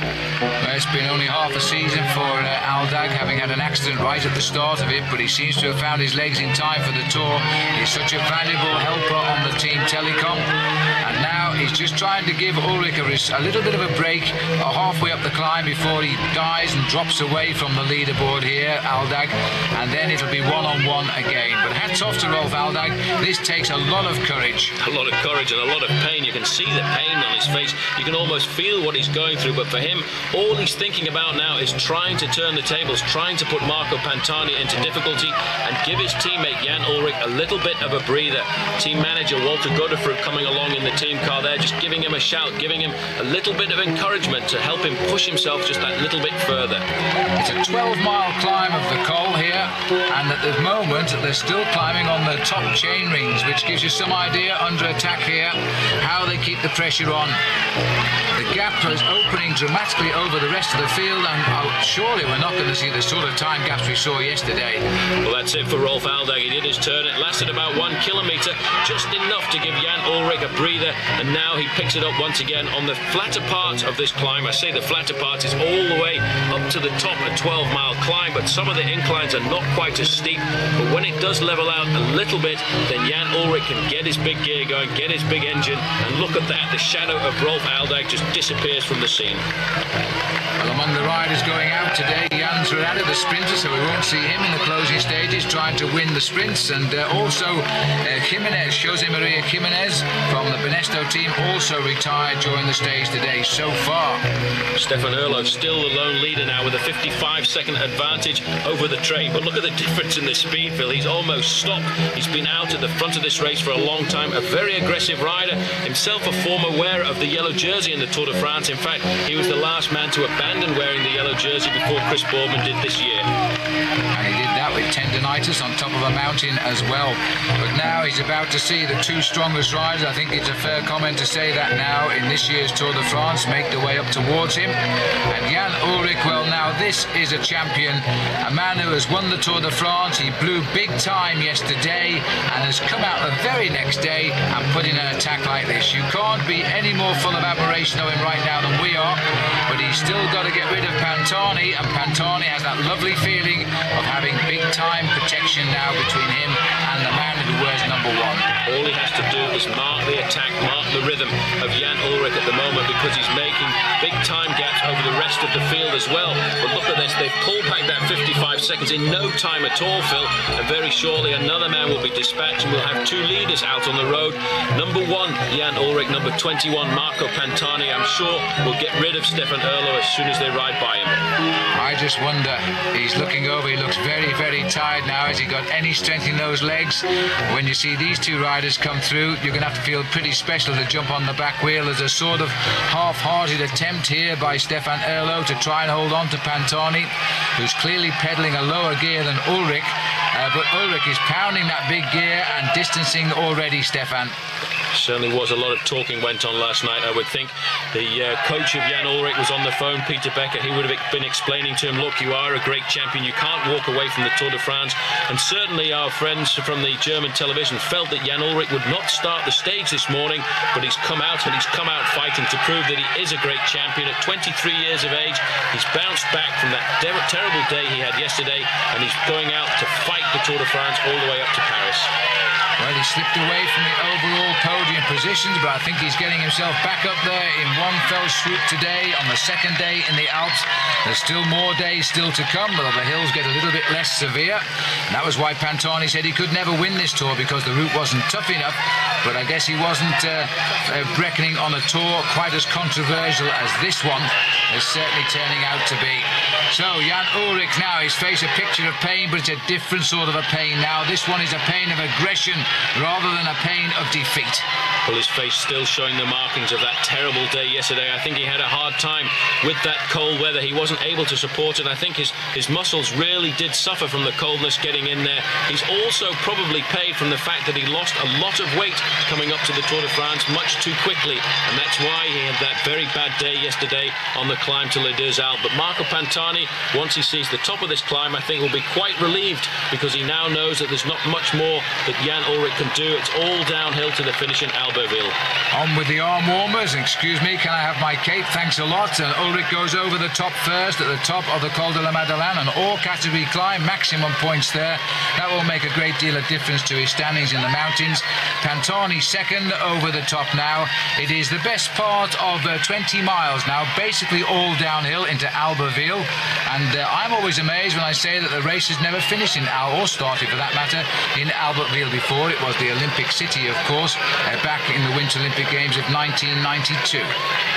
Strangely enough, there are so many towns the Tour de France goes to, you're quite convinced that it's been there many times before. The Tour's been through Albertville, but it never has actually finished there, and this will be the first time that the Tour goes down there. And what a day, because Jan Ullrich is bouncing back in this year's Tour de France. Pantani still for the moment not doing any work at all, and the chasing group with Axel Merckx slipping in there over 2 minutes back. Pipoli takes them over in third place. And in fact, Julich just behind Pipoli there. Escartin is here, Renero is here, Bogart is in the group as well. Bjarne-Riis is hanging on the back just behind Axel Merckx. A very select little group that now, as we make our way down. Not a big wide road descent like the Galibier, the Col de la Madeleine. It's a little bit twisty and tortuous as the riders now pick their way gently down towards the valley. But the climbing for the day is behind them, and Ullrich's attack has only succeeded in ridding him of everyone except the one man he wanted to rid himself of. Stefan Erlo, he's been picked up by the chasing group, obviously suffering a lot there, stretching his leg back up there to try and get a bit of freedom back into those muscles, and he's in the group now, which has been joined as well by Jean-Cyril Robin. But a great ride there in third position. You can just make out Axel Merckx. He was 11th on yesterday's big mountain stage, didn't make much noise about it, but Axel in his first Tour de France is climbing himself well up into the overall rankings. Which will be a great result for him in his first tour. Anyway, 1 kilometre to go now. We're running in towards the finish in Albertville, and it looks as though we're going to see a sprint between these two. It reminds me of the arrival of Tony Rominger and Miguel Indurain in the Alps a few years back now, and Rominger would not give the stage victory to Indurain at all. Indurain was very annoyed about that when he did all of the work and Rominger followed. You can't say that today, because in fact it's been completely the reverse. Pantani has done the following, and Jan Ullrich has done the pacemaking. Well, the gap there has come inside 2 minutes now, so that's keeping Bobby Julich second place in the overall standing safe. But Jan Ullrich still pounding out. He's not even thinking about the stage victory at the moment. I think what is more important to him is to get as much time as possible, but shortly he's going to try and push Marco Pantani to the front, because Pantani is looking very fresh, and I wonder if he's going to think about sprinting it out. Well, I would think he is, you know, because the little pirate there, he's not a renowned sprinter at all, of course, and Ullrich is a fair finisher when it means a stage victory. Don't forget, he's the ex-amateur world champion. Title he won when he was 19 years of age. But Pantani's going to have a go for this one now. Ullrich is coming at him. It's going to be very close, though, because Pantani continues and kicks again. There's no end to this little man's talents. He's lost it on the line, but only just to Jan Ullrich, who gets another stage win in this year's event. It was close, though, as Escartine is bringing home the rest of the main pack of riders here. Renero and Julich are in this group. So too is Axel Merckx over to the right in the all-red strip. I think, well, I'm not too sure there's Julich or Escartine there who got it. I think it probably went in the favour of Julich. This is the sprint for first place, and a late run there by Jan Ullrich gets him a second stage win in this year's Tour de France, and it's nice to see him get a road race win to add to his time trial win. But what a race Pantani is having. Another second place for him now to match up with the one he's had previously, plus of course his win yesterday, which gave him the lead in the King of the Mountains. This is turning out to be a terrific race, despite all the confusion and scandal surrounding the Tour with drugs. Ullrich then wins ahead of Pantani. Julich, Escartine, Axel Merckx comes into the picture now in 5th place, and Michael Bulgert, the ever-present Dutchman, there in 6th, and still looking good for a very high finish in Paris. Overall, not too much change, but Bobby Julich is now only just ahead of Jan Ullrich. Big battle there. Fernando Escartine is hanging on in 4th place, and Christophe Nerero is also riding extremely well in this tour. The mountains stay with the Tour de France now as we continue through the Alps, and we leave Albertville again, and it's going to be a pretty tough ride indeed. Pantani in yellow, Zabel in green, Massey in the polka dot, but there's more scandal on the horizon.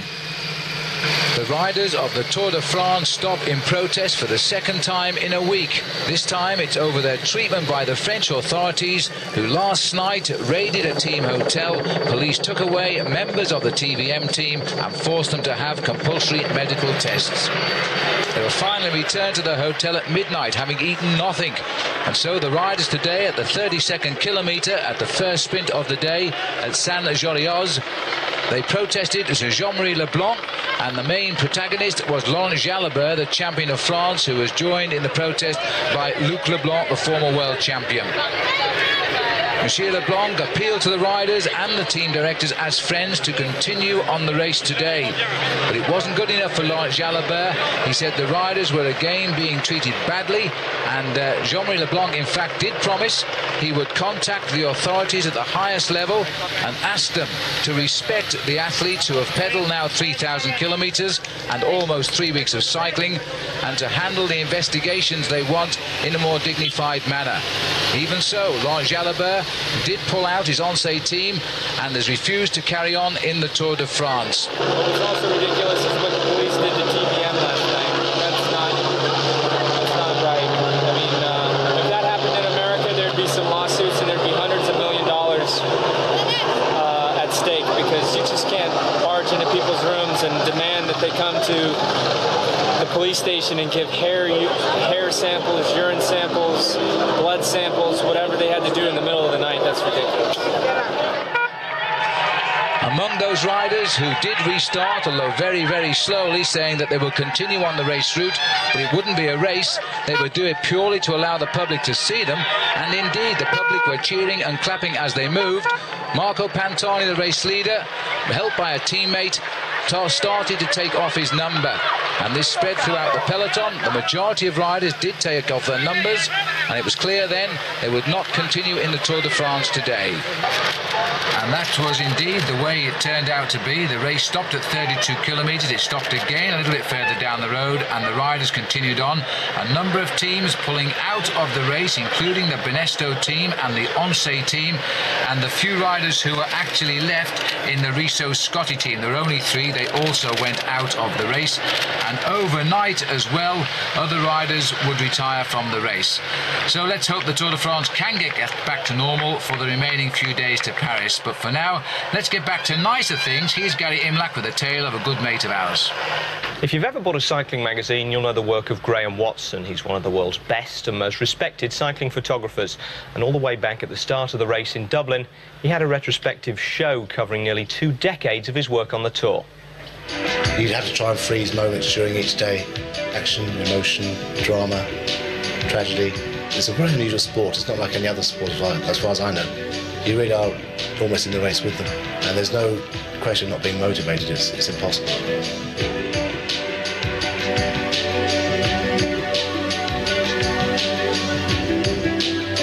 You know, it's just the drama. His black eyes. He had a crash a few days earlier. He's winning the Tour. He's absolutely riding his maximum. The crowds are, cheering for him. Fignon, very different. Wasn't uncooperative, but he was very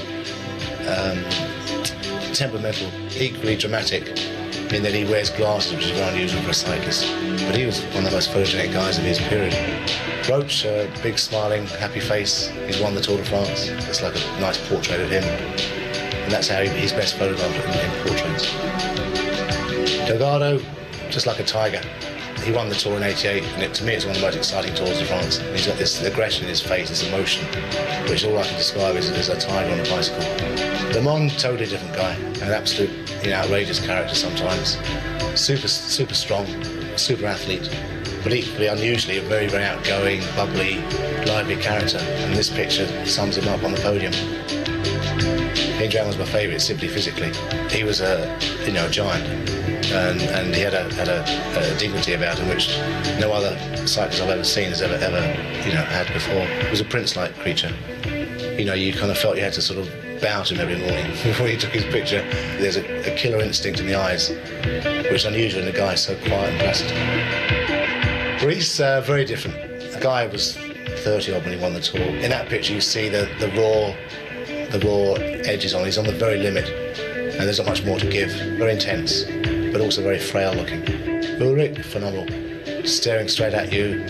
He's almost growling in this picture. It looks as though he's growling at his competitor, but he's actually completely alone, just going 100%.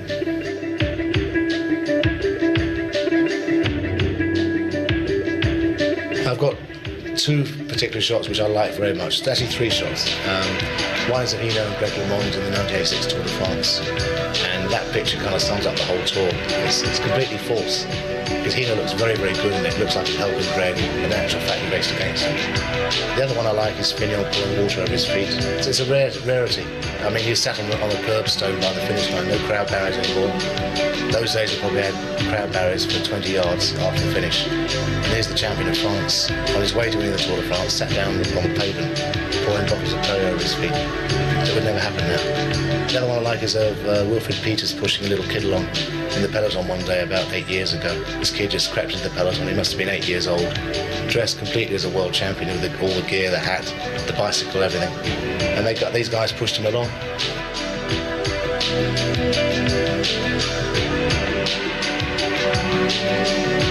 I don't see it as art. Without sounding vain, I feel like I'm performing to a small public who are going to buy the magazines that my stuff appears in, who may go and see the exhibition. You feel like you're performing in a very small way, and obviously you're aware that you're working with other performers who are much more important, but everybody's kind of performing, and you're aware you want to give your best.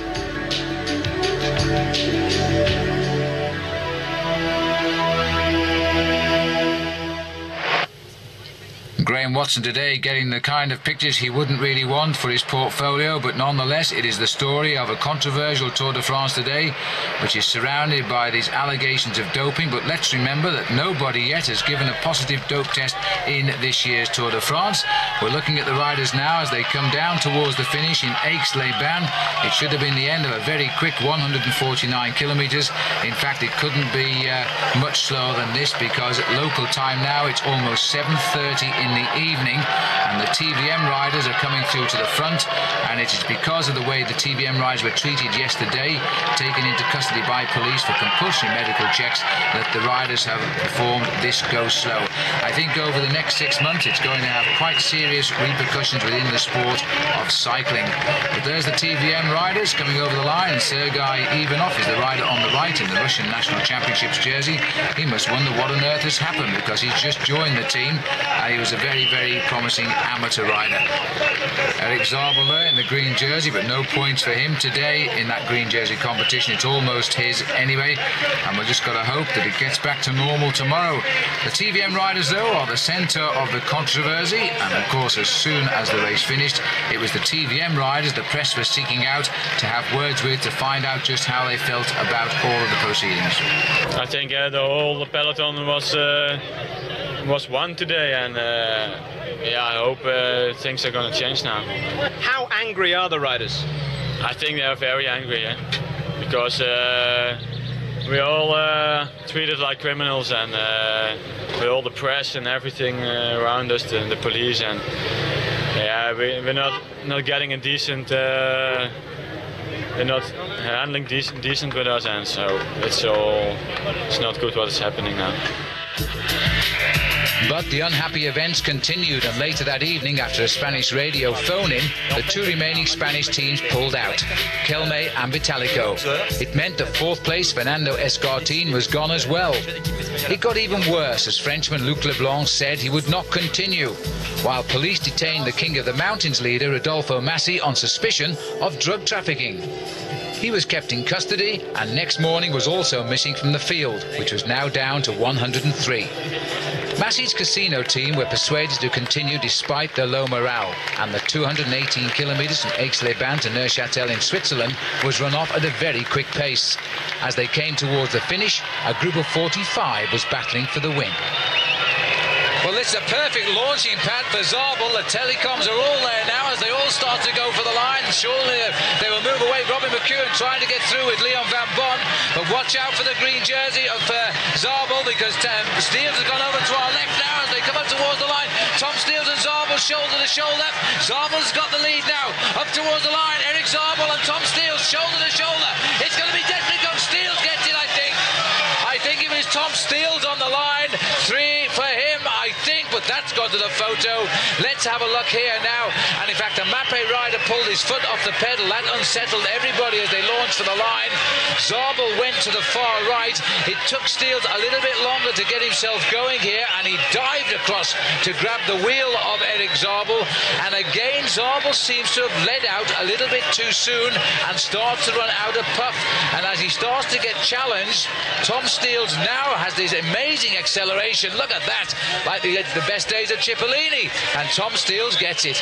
It was a very, very hard race, a very fast race. We rode the last 100 kilometers in less than 2 hours. They told me that I did the last 200 meters at 73 kilometers an hour, so everybody is motivated, and it's good for us, it's good for the Tour, it's good for the future, I think. It's good for Tom Steels as well, but the overall unchanged Pantani, Julich, Ulrich and Erno, it looks rather familiar now, and the gaps are still there. Bobby Julich hanging on. It could be showdown in the time trial between Julich and Ulrich. So the end of the stage at Neuchâtel, a polka dot jersey for Christophe Renero. He refused to wear it the previous day after the arrest of Rodolfo Massi, who was the leader, but he'll certainly wear it from tomorrow onwards. Tomorrow takes us from this lovely town here, La Chaux-de-Fonds in Switzerland. We head over now to Autun, back in France, 242 kilometres, but we'll do it without the TVM team. They decided to fly directly home to Holland from Switzerland, thus bypassing France and all of the problems that they've had there. But despite the fact that there has been a lot of problems around the Tour de France, Phil, the crowd still turning out in the millions to watch these riders go by, and many of these riders now just hoping to get up to Paris and get this Tour de France behind them. Well, this stage is almost behind them now, as this little breakaway is trying to sort things out. Derame is the rider in the mauve-coloured hair for US Postal, and this is a breakaway which has been shaping the race virtually all day. At one stage today, it had 17 minutes over the field, and now it's a matter of sorting out the stage win. There are 4 of them left in the action. Dembacke is the rider for Rabobank in second place, and Mazzolini, Eddie Mazzolini, is the Seiko rider. The man at the back is the tall blonde rider. He is almost as tall as Eros Poli. That's Magnus Backstedt here, but Derame is trying to win it for US Postal. They've tried hard for a stage win, they haven't got it yet, but now it looks as though Backstedt is going to become the first Swedish rider ever to get a stage. He gets it on the line, so Backstedt is the winner. Tremendous result for the tall Swede from Chris Boardman's GAN team. He came from the back of these 4 riders, and he should be pretty pleased with the way that's gone, Paul. Certainly did. He waited till the very last moment. He could see this was an uphill drag to the line. He knew anybody who started too soon would crack, and he put his effort in right at the last minute. Very happy with his win. Well, the first win is always the best, and the first win for your country is something really special. But all the favourites now on the eve of the time trial, so Paul Schoen has taken the opportunity to speak now with Bobby Julich. Well, Bobby, a fairly standard day the day before a time trial. You happy with the way things went? Yeah, I mean, you couldn't help for anything more. On a 240K stage, just sitting on the wheels all day, that's always nice. Tomorrow is going to be hard enough, and that's where the race is going to be decided, so no use really getting into any trouble today.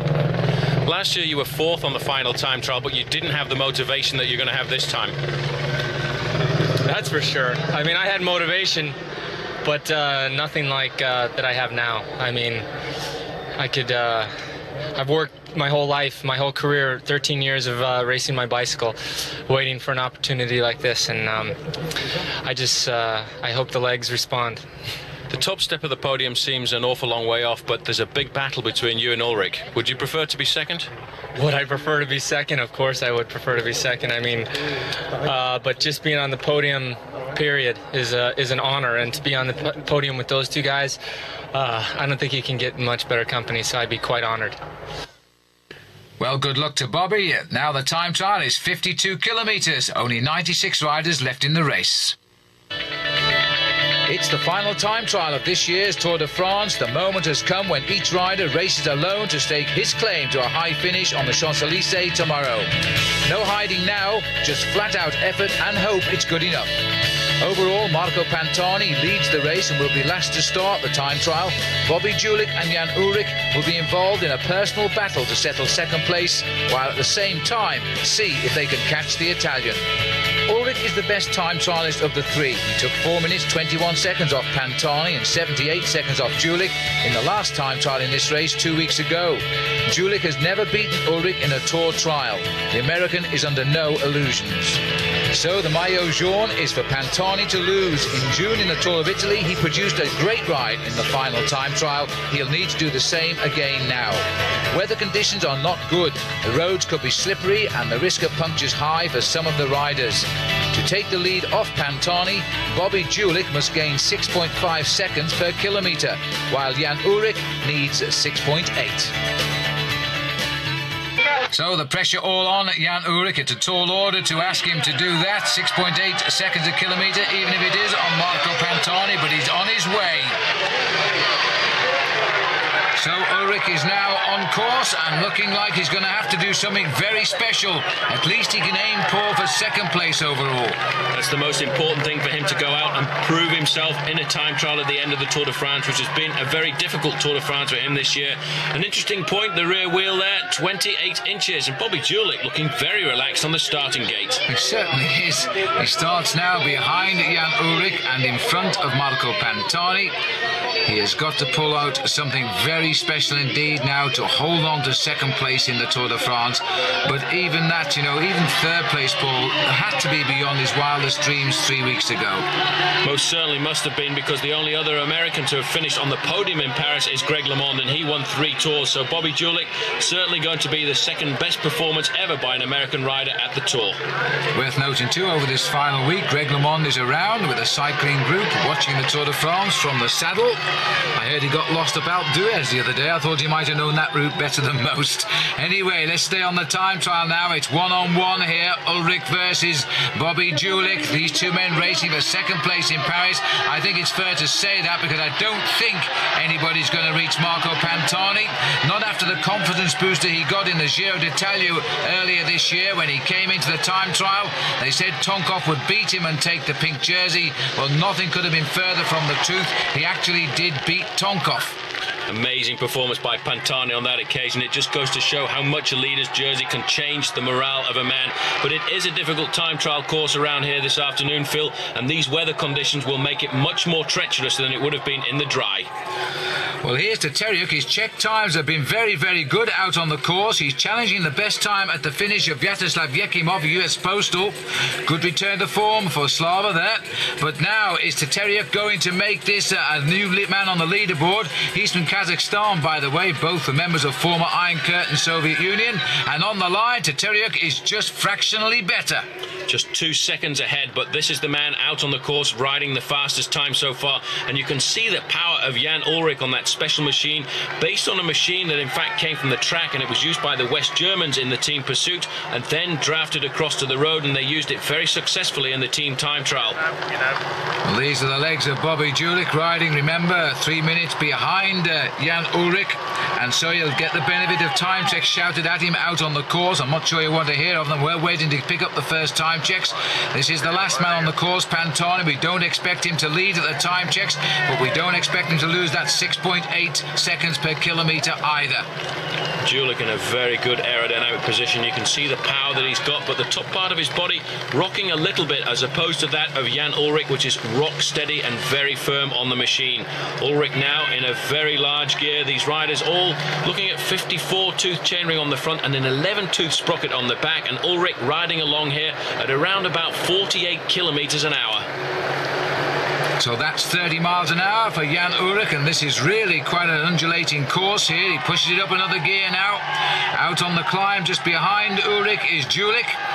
And Julich looks as though he is riding a pretty good time trial out there now. Let's go to the check at 32 kilometres covered, and this is Bjarne Riis, and he's way off the pace here as he goes through.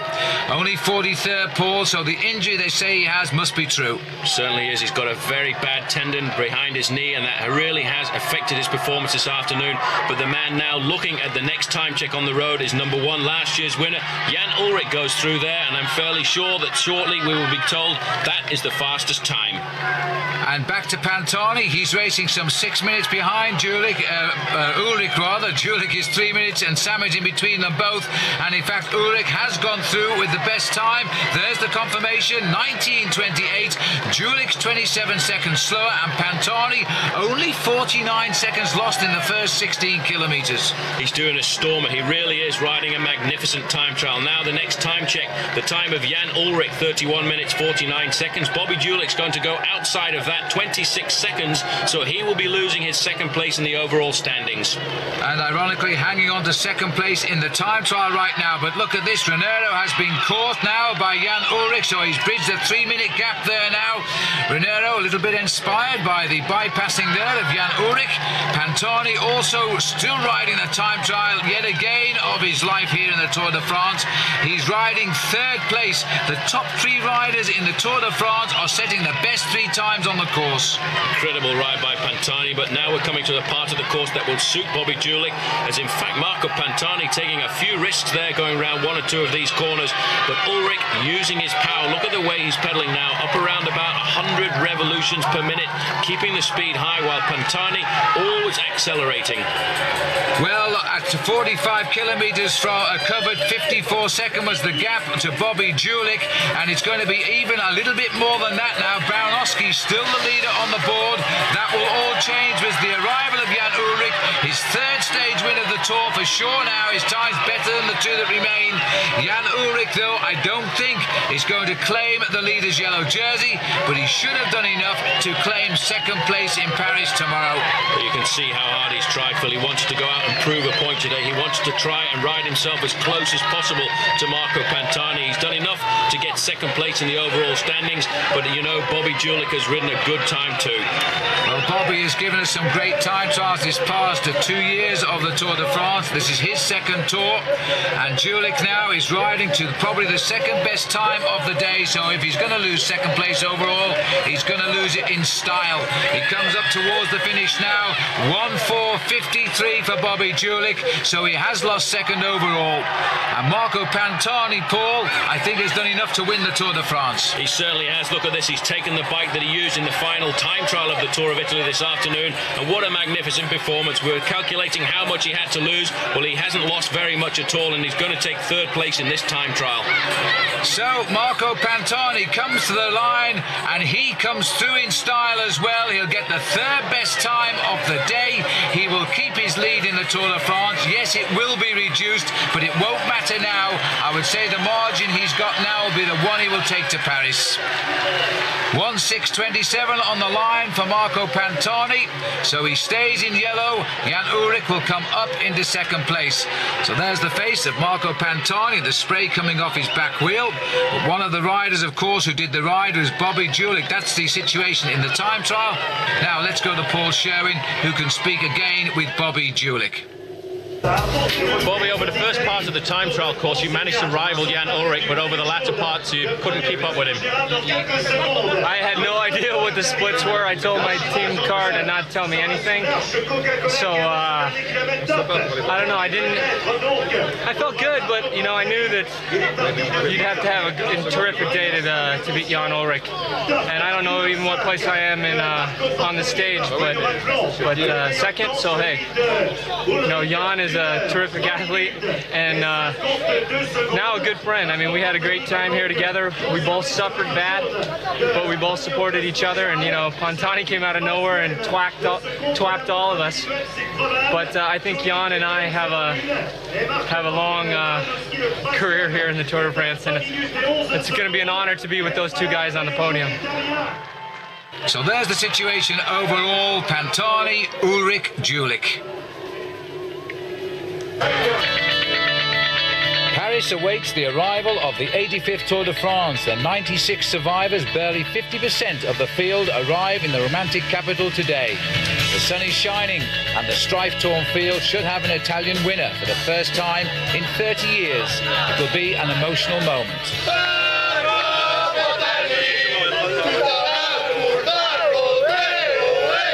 Yes, this is the Champs-Élysées in Paris, and you know, over this past week we often wondered if indeed we would be standing here for the finish of the Tour de France.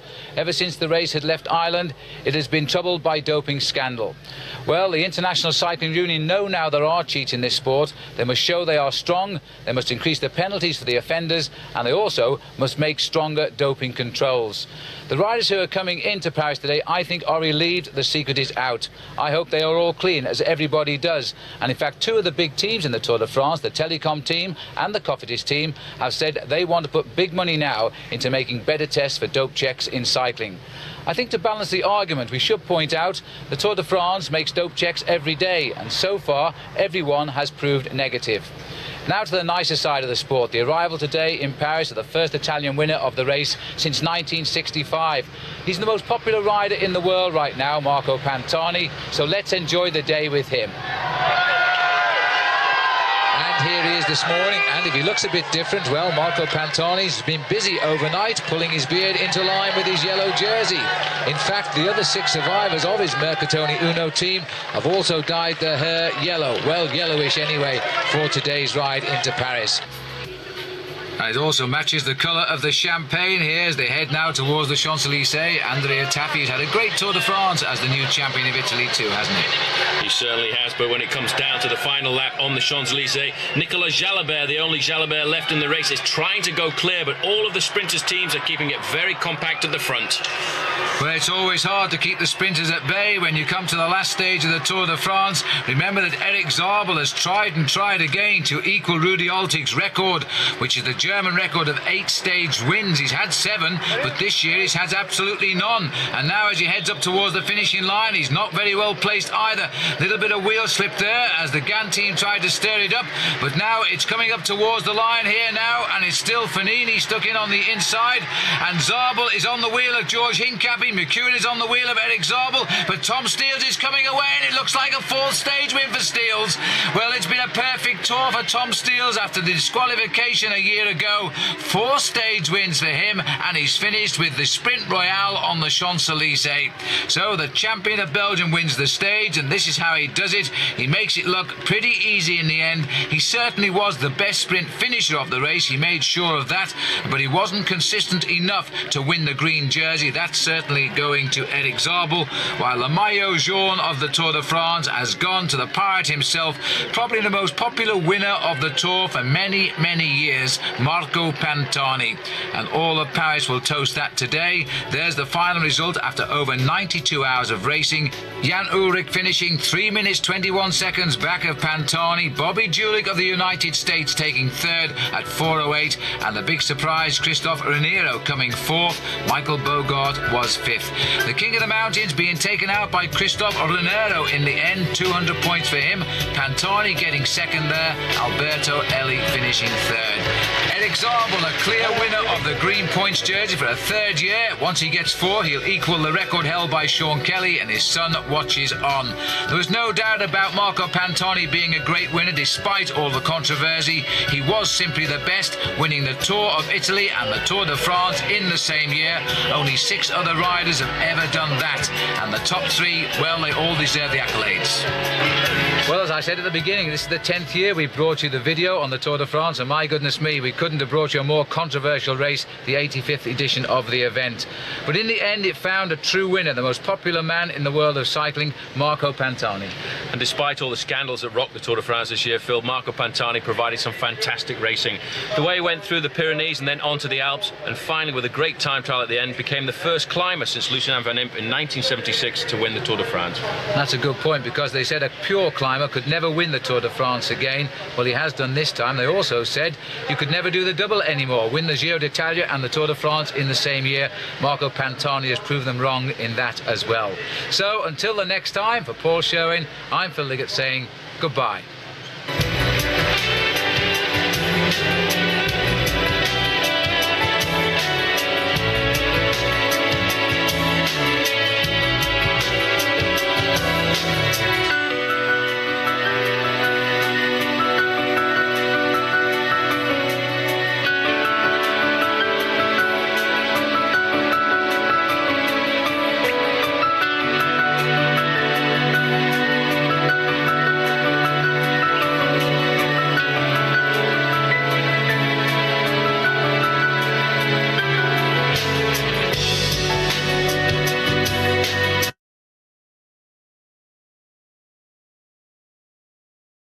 The Festina team, 6 minutes 17 seconds, but let's go to the action and the arrival of Alex Zuller here, because he was pushing Moreau the same time at the halfway, and Zuller's lost a little bit of time, Paul, on the run-in. 6:19.56, he'd be disappointed. Well, Christophe Moreau certainly won't be, Paul. He's still number 1. This is Abraham Olano now, a man who's come to the Tour this year with just a win in this race in mind. Certainly has his preparation exactly the same as Miguel Indurain's was over the last few years of his career. He's based everything on this one race, and he's based everything on the preparation of the Banesto team, and he's off to a very quick start in a huge gear. 5.6 kilometres around the streets of Dublin, and it's nearly all over now for Bobby Julich. His time checks have been good, and Julich now wants to put an impression on this Tour. 2nd time round for him. It's a long way to the finish from here, Phil, but he's going to push Christophe Moreau very close on the line. So coming up O'Connell's Street now for Bobby Julich. It could be the first big surprise. A 6:17.29. It's the best time. It's only fractions of a second better though than Christophe Moreau. Now back to Abraham Olano out on the course, and the time checks are good. Well, Olano's riding a very good prologue. He is a good prologue time trialist, but the man everybody expects to do well is Britain's Chris Boardman, who's in the starting gate right now. So Chris Boardman, the fourth rider from the end to start today. The pressure on him. He comes from just across the Irish Sea near Liverpool, so he's the nearest they'll get to a local rider in the Tour de France this year. The pressure is clearly on him. A couple of days ago I went to interview Boardman on the track in Manchester, Phil, and all he was doing was starts and 1 kilometres, 2 kilometres, 3 kilometres to get his speed up for this opening prologue time trial. For him, it's his major goal of this season. Well, if the crowd can lift him, that's the answer. Boardman is underway while Abraham Olano is coming home, and it's going to be a great ride by Olano. He's thrown his hat into the ring with this one. He's going to beat Julich by a fraction of a second as well. Abraham Olano, 6:16 is number 1. Julich drops to number 2. Now the yellow jersey of 1 year ago. What a sensational win it was for Jan Ullrich. He's now on course. Laurent Jalabert has been putting great performances in out on the course too. He was the fastest time at the midway checkpoint, and the new champion of France is coming up to the line now, Phil, and it could well be he's going to topple Abraham Olano, and Jalabert is not one of the great time trialists of the sport. Well, he's going to find O'Connell Street is a long, long straight here. As he comes up towards the line, he's going to be very close. He's just gone past it. Well, Jalabert has gone into the same second slot as both Julich and Moreau. Now Jan Ullrich on course as well, and riding like the wind. I don't see him looking too fat at all. Well, Ullrich's come to the Tour de France in right condition. Perfect, I think. You know, he was third in the prologue of the Tour of Switzerland just 14 days ago, and now he's out on the course. But Boardman, Phil, was fastest at the halfway checkpoint. And he swings into O'Connell Street. He will see the line from there, but as I said, it's a long, long way to go now. Boardman accelerating. He had a good split. He was fractionally quicker than Abraham Olano at the split out on the course. The seconds are indicating he could be on a winning ride here. Chris Boardman racing for the line. He's won the prologue twice before, and now he's won it 3 times, 6:12.36, and there's still to finish the yellow jersey, but his time is down, Paul. Well, he's not matched Chris Boardman at the halfway stage, but he has picked up a little bit over the closing kilometres, and this man has come to the Tour de France in great condition. That's the time to beat of Chris Boardman, 6:12. He's not going to do that, but it's a pretty good time, Phil. As he comes up to the line, it's going to be very close indeed. It's be third place for Ullrich, 6:17, so he really has come to the Tour de France in good condition. Well, they don't come much tighter than that between 3rd and 6th, but Chris Boardman wins the prologue time trial for a 3rd time. He equals Eddie Merckx and Thierry Marie.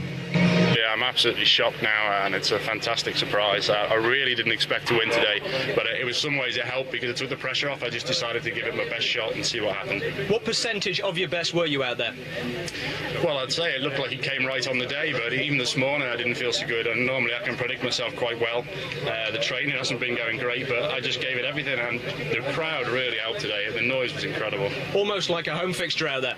Yeah, absolutely, and I've never dedicated a win before, but this one is for my wife, without whom I wouldn't be here. So a great start for Chris Boardman. He did what he set out to do. He won the prologue time trial, the 3rd time he's done that. Now he's got to defend the yellow jersey over the road races stages here in Ireland. And the Dublin circuit race, 180 kilometres, will take the riders into the mountains of Wicklow. Still, the weather is not great, but at least it's not raining. Well, at least it's not raining. Boardman's going to get a lot of challenges here from riders like Eric Zabel and Mario Cipollini, who in the overall standings are not too far behind him, but he looks pretty confident in the yellow jersey.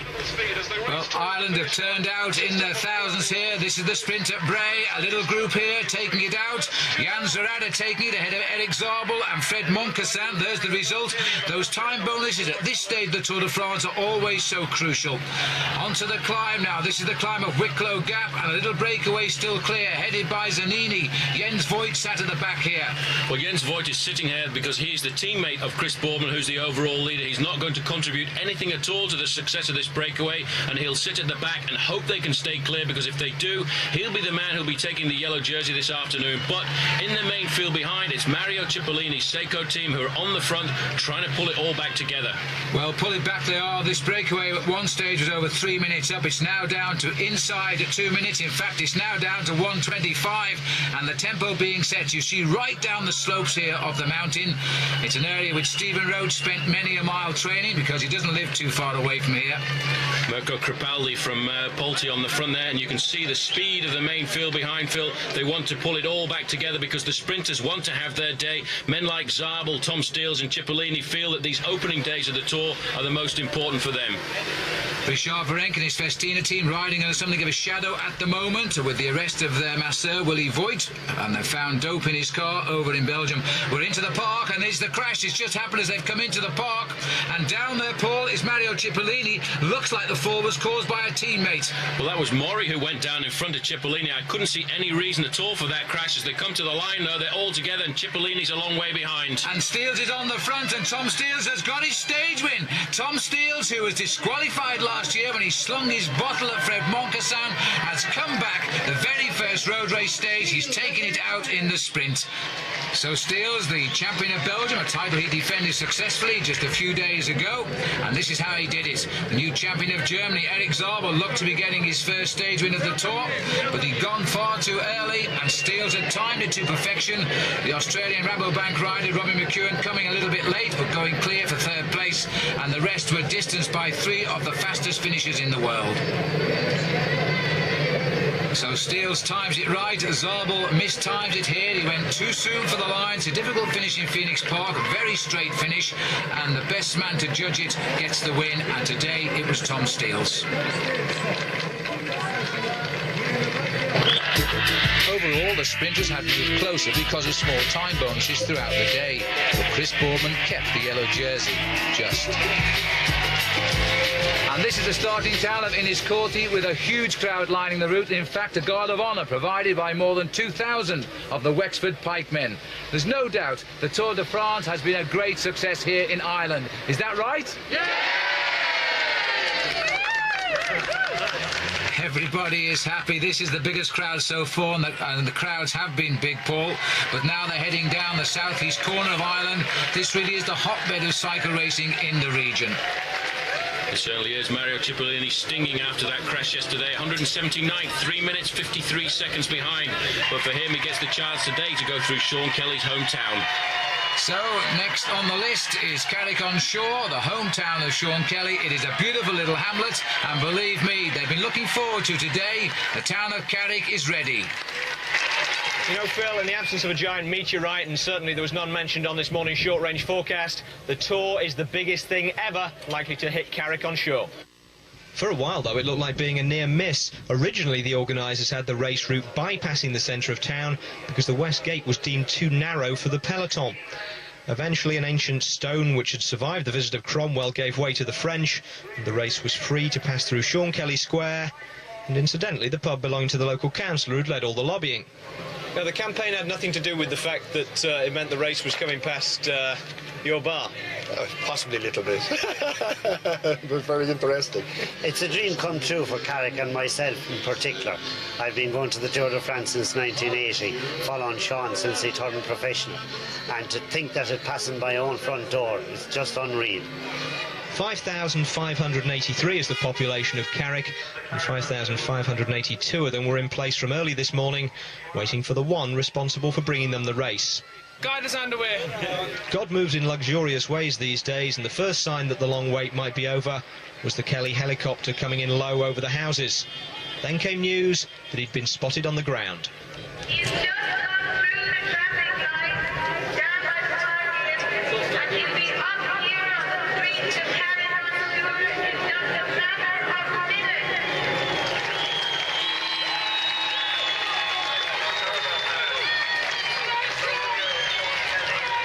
Really fabulous day. Since we've left Inniscorthy, it's just unbelievable. The people turned out in here in Carrick-on-Shore. You know, they've come out in such vast numbers. It's just unbelievable.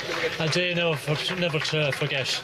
It wouldn't be coming through here only for Sean Kelly's and for Sean Kelly's history with the Tour de France. And Sean Kelly take all the credit for that, leave out government, anything at all. It would not be coming through Carrick-on-Shore. And from 7 to 77 they've turned out.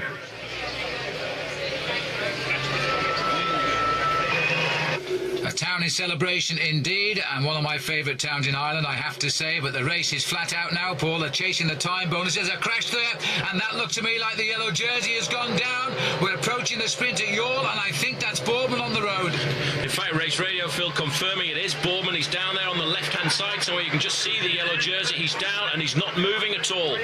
Well, this is very, very sad indeed. What an exit from Ireland this is turning out to be. Chris Boardman looks now as though he's out of the Tour here. He had a very, very nasty fall indeed. I think he may well have hit that wall. Certainly he's stunned. Let's have a look if we can see what happened. There's about 10 or 12 men down here. You suddenly see Boardman come out of the line. That looks to me like a rider who's touched the back wheel. And this is another man who's so unlucky, Johan Bruneel. Bruneel is always getting involved in crashes, but Boardman is still on the ground. The race doctor, Gerard Porte, is there trying to see what the problem is, but Boardman is not moving.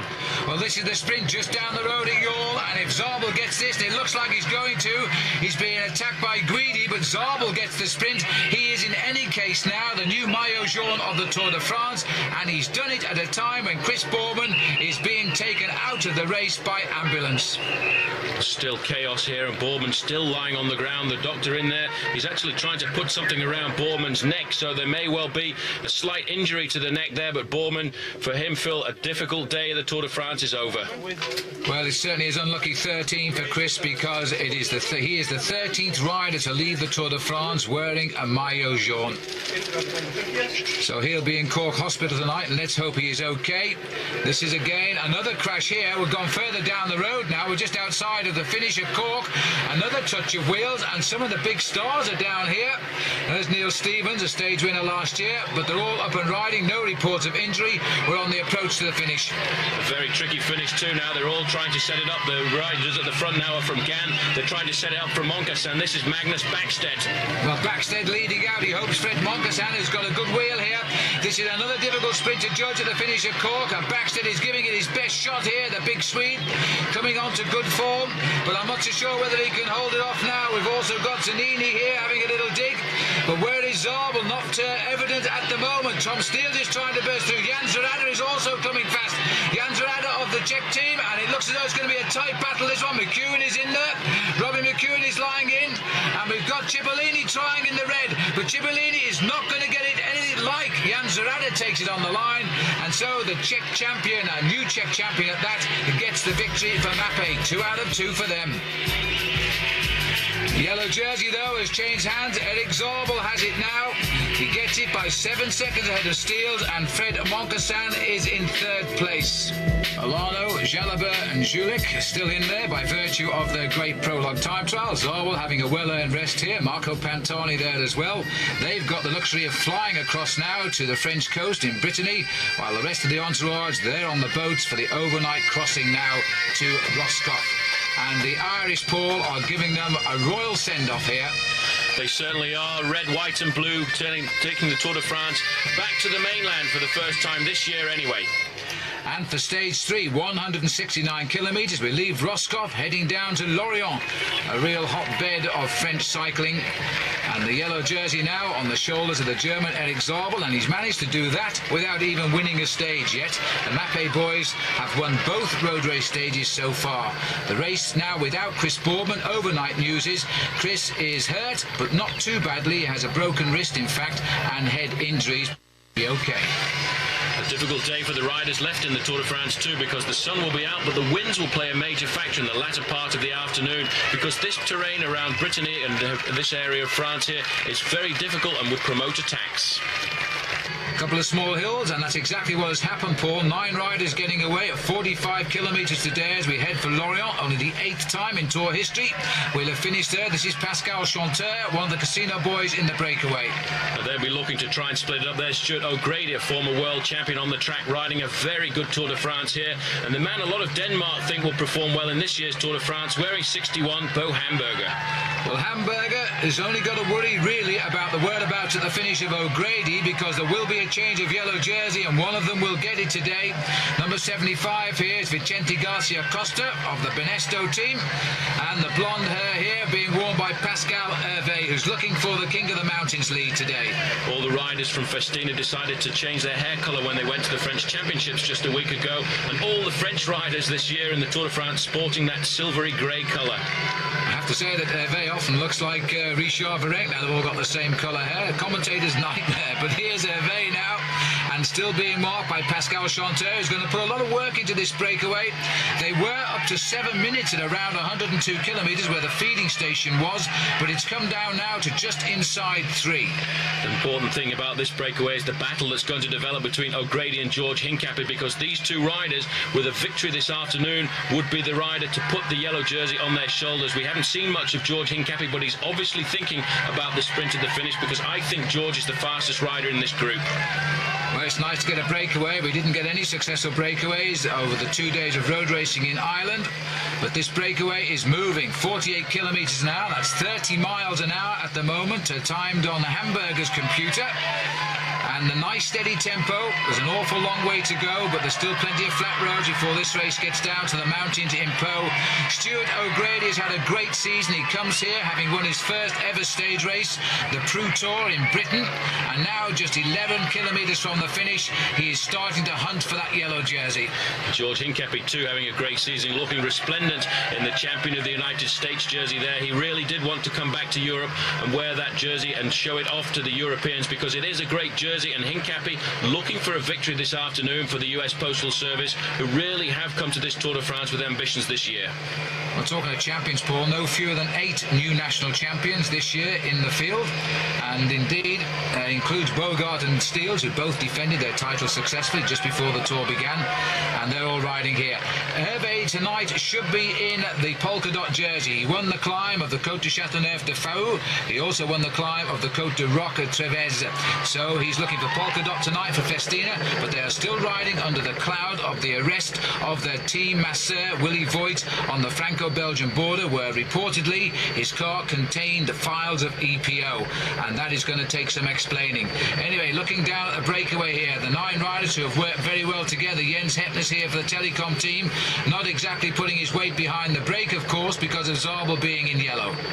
Well, it's important for Heppner to make sure that he catches out any of the splits as we come towards the finish. The man on the front in green is Cabello, the winner of the stage of the Tour de France, when in fact it went to England in 1994, and he's a very good sprinter himself when it comes down to the fast finishes. But these riders now looking at the kilometres ticking away, and Bo Hamburger slipping to the back. These riders have got a big advantage because they have 2 men in this group, and they will be able to cover any of the attacks over the last few kilometres.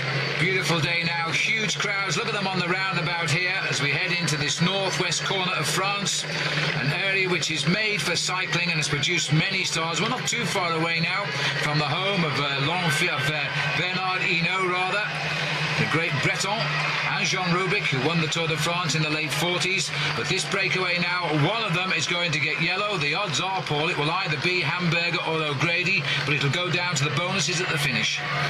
It certainly will. It's going to be a very tricky situation. If they can keep it together, it will go to O'Grady or it will go to George Hincapie. But you can see these 2 riders from Casino riding very well together. Casino, the most successful team in Europe this year, with over 40 wins to their credit, and they're still looking to win more. Sitting at the back there, Xavier Jean, newcomer to the Tour and a member of the La Française des Jeux team. 5 kilometres to go now. Well, we expected somebody to try and get clear here, because they're not all sprinters. In fact, very few of them are. Hincapie, well, as you say, Paul, he could snatch yellow with the right finish here, and he's been riding so strongly. He's become a different man these last few days since he won the US Championship. He certainly has. A great victory by him. I think really served him on a plate by Lance Armstrong, who really is now on his way back to the top level of the sport. But Hincapie becoming very nervous now, and all of the time, Phil, you can see the rivalry between these 2 men. When Hincapie goes to the front, he's very quickly followed by Stuart O'Grady in the white Gan jersey. Those 2 men realise they need to get victory this afternoon to get the yellow jersey, otherwise it'll go to the Dane Bo Hamburger. Well, Hincapie came out this morning 28th, just 20 seconds off yellow, picked up 4 seconds in time bonuses, so he's getting closer. And now we've got the riders here into the town of Lorient, this beautiful fishing port, and they're getting a little bit twitchy. But Chanteur, and somebody's gone. This is an attack by Vicente Garcia. Well, he had to go, I think. He's not renowned as a sprinter, but he's put in a fine turn of speed here. An excellent move there, just at the right time. It looks as if O'Grady is the man to respond afterwards. He's not going to get so close to the finish and let a break get ahead of him. And another man too coming across there. Garcia trying to go clear. This was his chance to get victory. There's O'Grady in second place. He's nailed him back. He's come back there. And there's Hepner in the pink jersey of Telecom. So he too now becoming very vigilant. So Hepner up into third place. A little split in the breakaway, but the fact that Garcia has slowed down, they're all going to regroup here, I think. Hervé's going now down the left-hand side. A good move by him. A very smart tactician, Hervé. Even though there is a cloud over the Festina squad at the moment, they certainly are racing aggressively. Hervé may well have caught them off guard here, just like Neil Stevens did in last year's Tour de France, and the effort behind coming from the man from Telecom, Jens Hepner. Well, Hervé, briefly a leader and a stage winner in the Tour of Italy, not this year, last year, and now trying to get what will not be a yellow jersey, but certainly will be a stage win, and the polka dot is coming his way anyway. But again, the riders chase down. Now, Hepner, Paul, has sat at the back of this breakaway, which has been away now, don't forget, for the best part of 120 kilometres, and he should be the freshest of the lot. He should be, but another move has gone there. This is the rider from the Française Desert, Xavier Hon, and in fact there, and again, Hepner is going behind him. Hervé has sat up now, but this man, the young man from France, the youngest rider on the Française Desert team, and made an excellent move, and Hepner straight with him, looking very fresh. He looks extremely fresh the way he's marked in there. He's pedalled up as easy as you like. He's not going to help John until he's sure he's going to get caught. He's come through now, but he's moved over, and they're doing bit and bit. But I tell you what, this little young man here, he's so anxious to get on with it, and Hepner won't discourage him because he'll let him use all the energy he's got, constantly looking exactly who might be coming across the gap. Hepner rode his first Tour, by the way, back in 1992. Something of a revelation then. He finished 10th overall. Inside 1,000 metres to go, and Hepner is waiting. He's waiting. He'll be thinking about the sprint, because last year he was in that sprint with Bart Voskamp where he was disqualified when both riders touched each other, and Xavier Hon has decided to open it up. Hepner in second position, it's ideal, but the group behind only fractions of a second off the mark. Well, they're trying to get across here. It's a difficult moment. It looks as though Hamburger, Hincapie, and in fact O'Grady are going to get the same time in that chase group, which I think will mean that Hamburger could be the man to profit most today. He's picked up bonuses along the route.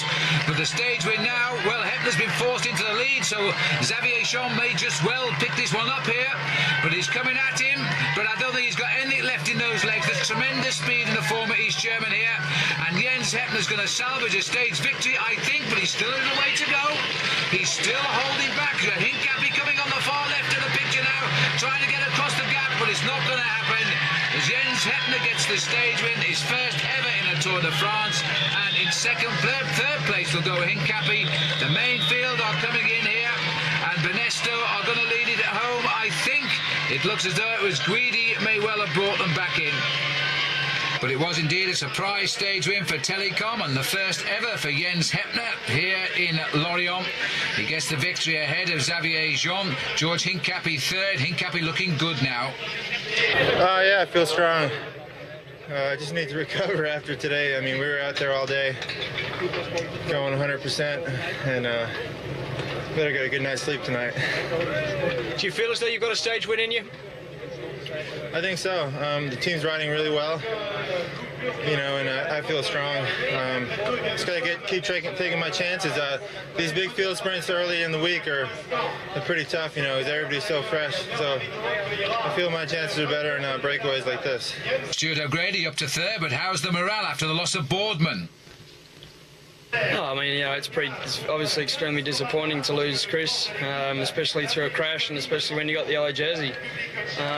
But you know, the positive thing is that he didn't break anything. You know, he's not seriously injured, and that he'll be back. And so the team has got to go on, and the tour goes on. So now we've just got to make the best of what we can. Still an opportunity this week to get Gan back in yellow, though.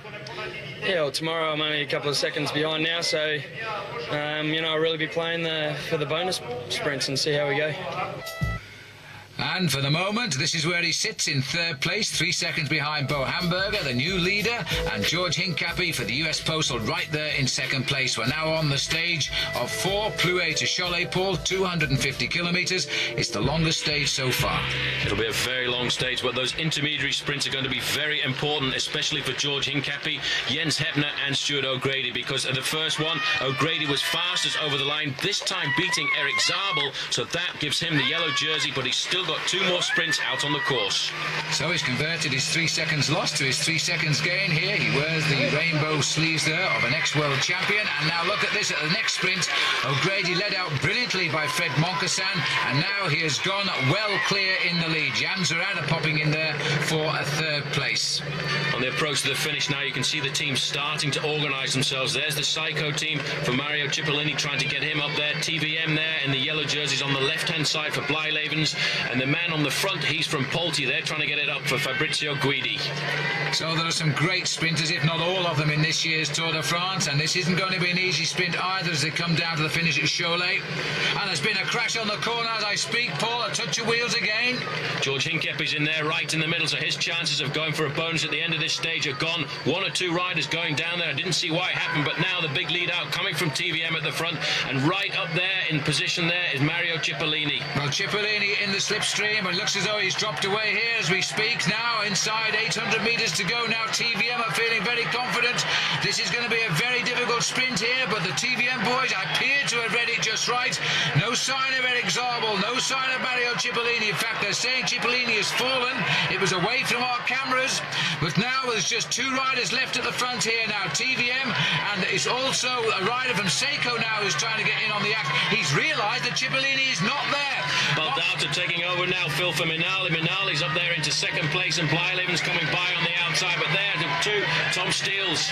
Well, Max Chandry falling away from the hotline now as Minali tries to come up. Jan Zurada is here too, but Blijlevens is going to try and squeeze through the middle of them here. This could be his traditional win. He gets it on the line. Blijlevens, Minali, Moncassin were all in that sprint, but it looked to me as though Blijlevens took it. Let's have a look again. Minali on the left of the picture here, as now Jerome Blijlevens, he always seems to get 1 stage win every year. He rode his first tour in '95, he won a stage. Now he's squeezing his way through an impossible gap. He gets it on the line, and Fred Moncassin there looks as though he'll have to do with 4th place, but Blijlevens pulled off a good one there. Having ridden his first tour in '95, he won in Dunkirk. Then next year he won in Besançon, in '97 in Marennes. That was after a disqualification. Now he wins in Cholet in 1998. But the yellow jersey, that goes to Stuart O'Grady now. He becomes only the 2nd Australian behind Phil Anderson to pull on the maillot jaune. And that's a great result for him. There's the overall. He's 11 seconds now ahead of Hamburger. And I wonder how he feels right now. On top of the world at the moment. I mean, since I started cycling, it was a dream of mine, 1, to represent my country in the Olympic Games, and 2, to get a yellow jersey in the Tour de France, and it's happening. Well, yesterday it was a very difficult situation yesterday out on the road, because you and George Hincapie could have taken the yellow jersey if you'd both finished together going over the line. Yeah, well, I had to finish in the first 3 to get the yellow jersey, and I knew that opportunities didn't arrive like that very often, and I was so disappointed last night to be so close but so far away, and I really didn't think that it was going to come together for the bonus sprints today. And when we got a sniff of the opportunity, the team took it on full steam ahead, and it worked like a charm. It must have been very difficult for you out on the road too, because you know George Hincapie, he's a very good sprinter as well, and then you knew it was going to be head-to-head all the way. Yeah, it's just, I know George is very fast. We did the same thing a couple of weeks ago on the Pro Tour in England, and I got on top of him there, so I think I had a little bit of a psychological boost over him, and also with big Magnus Backstedt and Fred Moncassin leading me out. How can you lose? Now, were you worried because you'd taken the yellow jersey virtually out on the road, and then that breakaway went clear, and they had almost 3.5 minutes at one stage? Yeah, that was the plan. We just, Big Eros was up there controlling everything, and he was always in communication with Roger Leger back in the car, and we decided to give them a few minutes and then just kind of leave them out there, dangle out there, and then with 30k to go, we knew the big teams were going to come up for the sprint and really put the power on, and it worked well. Just besides the last bit, getting caught up in a crash at the end, that wasn't quite in the plan, and luckily I had enough seconds. And how did it feel when you actually went out there on the podium and they put the yellow jersey on your shoulders for the first time? Oh, incredible. I want to do it again. I bet you do, Stewie. Well, there's the situation overall. 11 seconds, Hamburg and Hincapie locked together there. Jens Heppner still in 4th. And Pascal Hervé, the king of the mountains, he's lying in 6th place. Some of the favourites for you. Olano 17th, Ulrich 22nd at 1:22, Zuller 23rd, Pantani way out at the moment, 143rd after his very poor prologue time trial. Perhaps he is looking for just stage wins. But Paul, the news of the scandal continues. Well, everybody's expecting the team manager Bruno Roussel here, who's being pursued by some journalists, to be taken away by the police for questioning, because in fact Willy Voet has accused the team management of being involved in a systematic doping plan, and he says the police haven't come to talk to him yet, but as soon as they do, they'll explain everything to them. So Bruno Roussel, who's actually often been seen as one of the nice men in the world of cycle racing, now the centre of what is clearly a scandal affecting the Festina team. We'll keep up to date with that as we go on to stage number 5 now, Cholet to Châteauroux, 228.5 kilometres, and there he is, Paul. He looks pretty good for an Aussie, doesn't he? He certainly does, looking very comfortable, but you can see the sequel there of a crash on the left-hand side there. He went down in a little corner there, and this is how it happened. The rain was coming down in the first part of the stage. They went round and touched a couple of wheels, and Stuart O'Grady was down on the ground, but very shortly up again and riding. But for him, a difficult first day in the yellow jersey. And he's now had to fall back to the team car and have his knee looked at here. A little bit of a hole in his kneecap, in fact, as the race continues. He was lucky in that fall because Wilfred Peters won the 6 seconds bonus and his teammate Moncassin got the 4 seconds. So it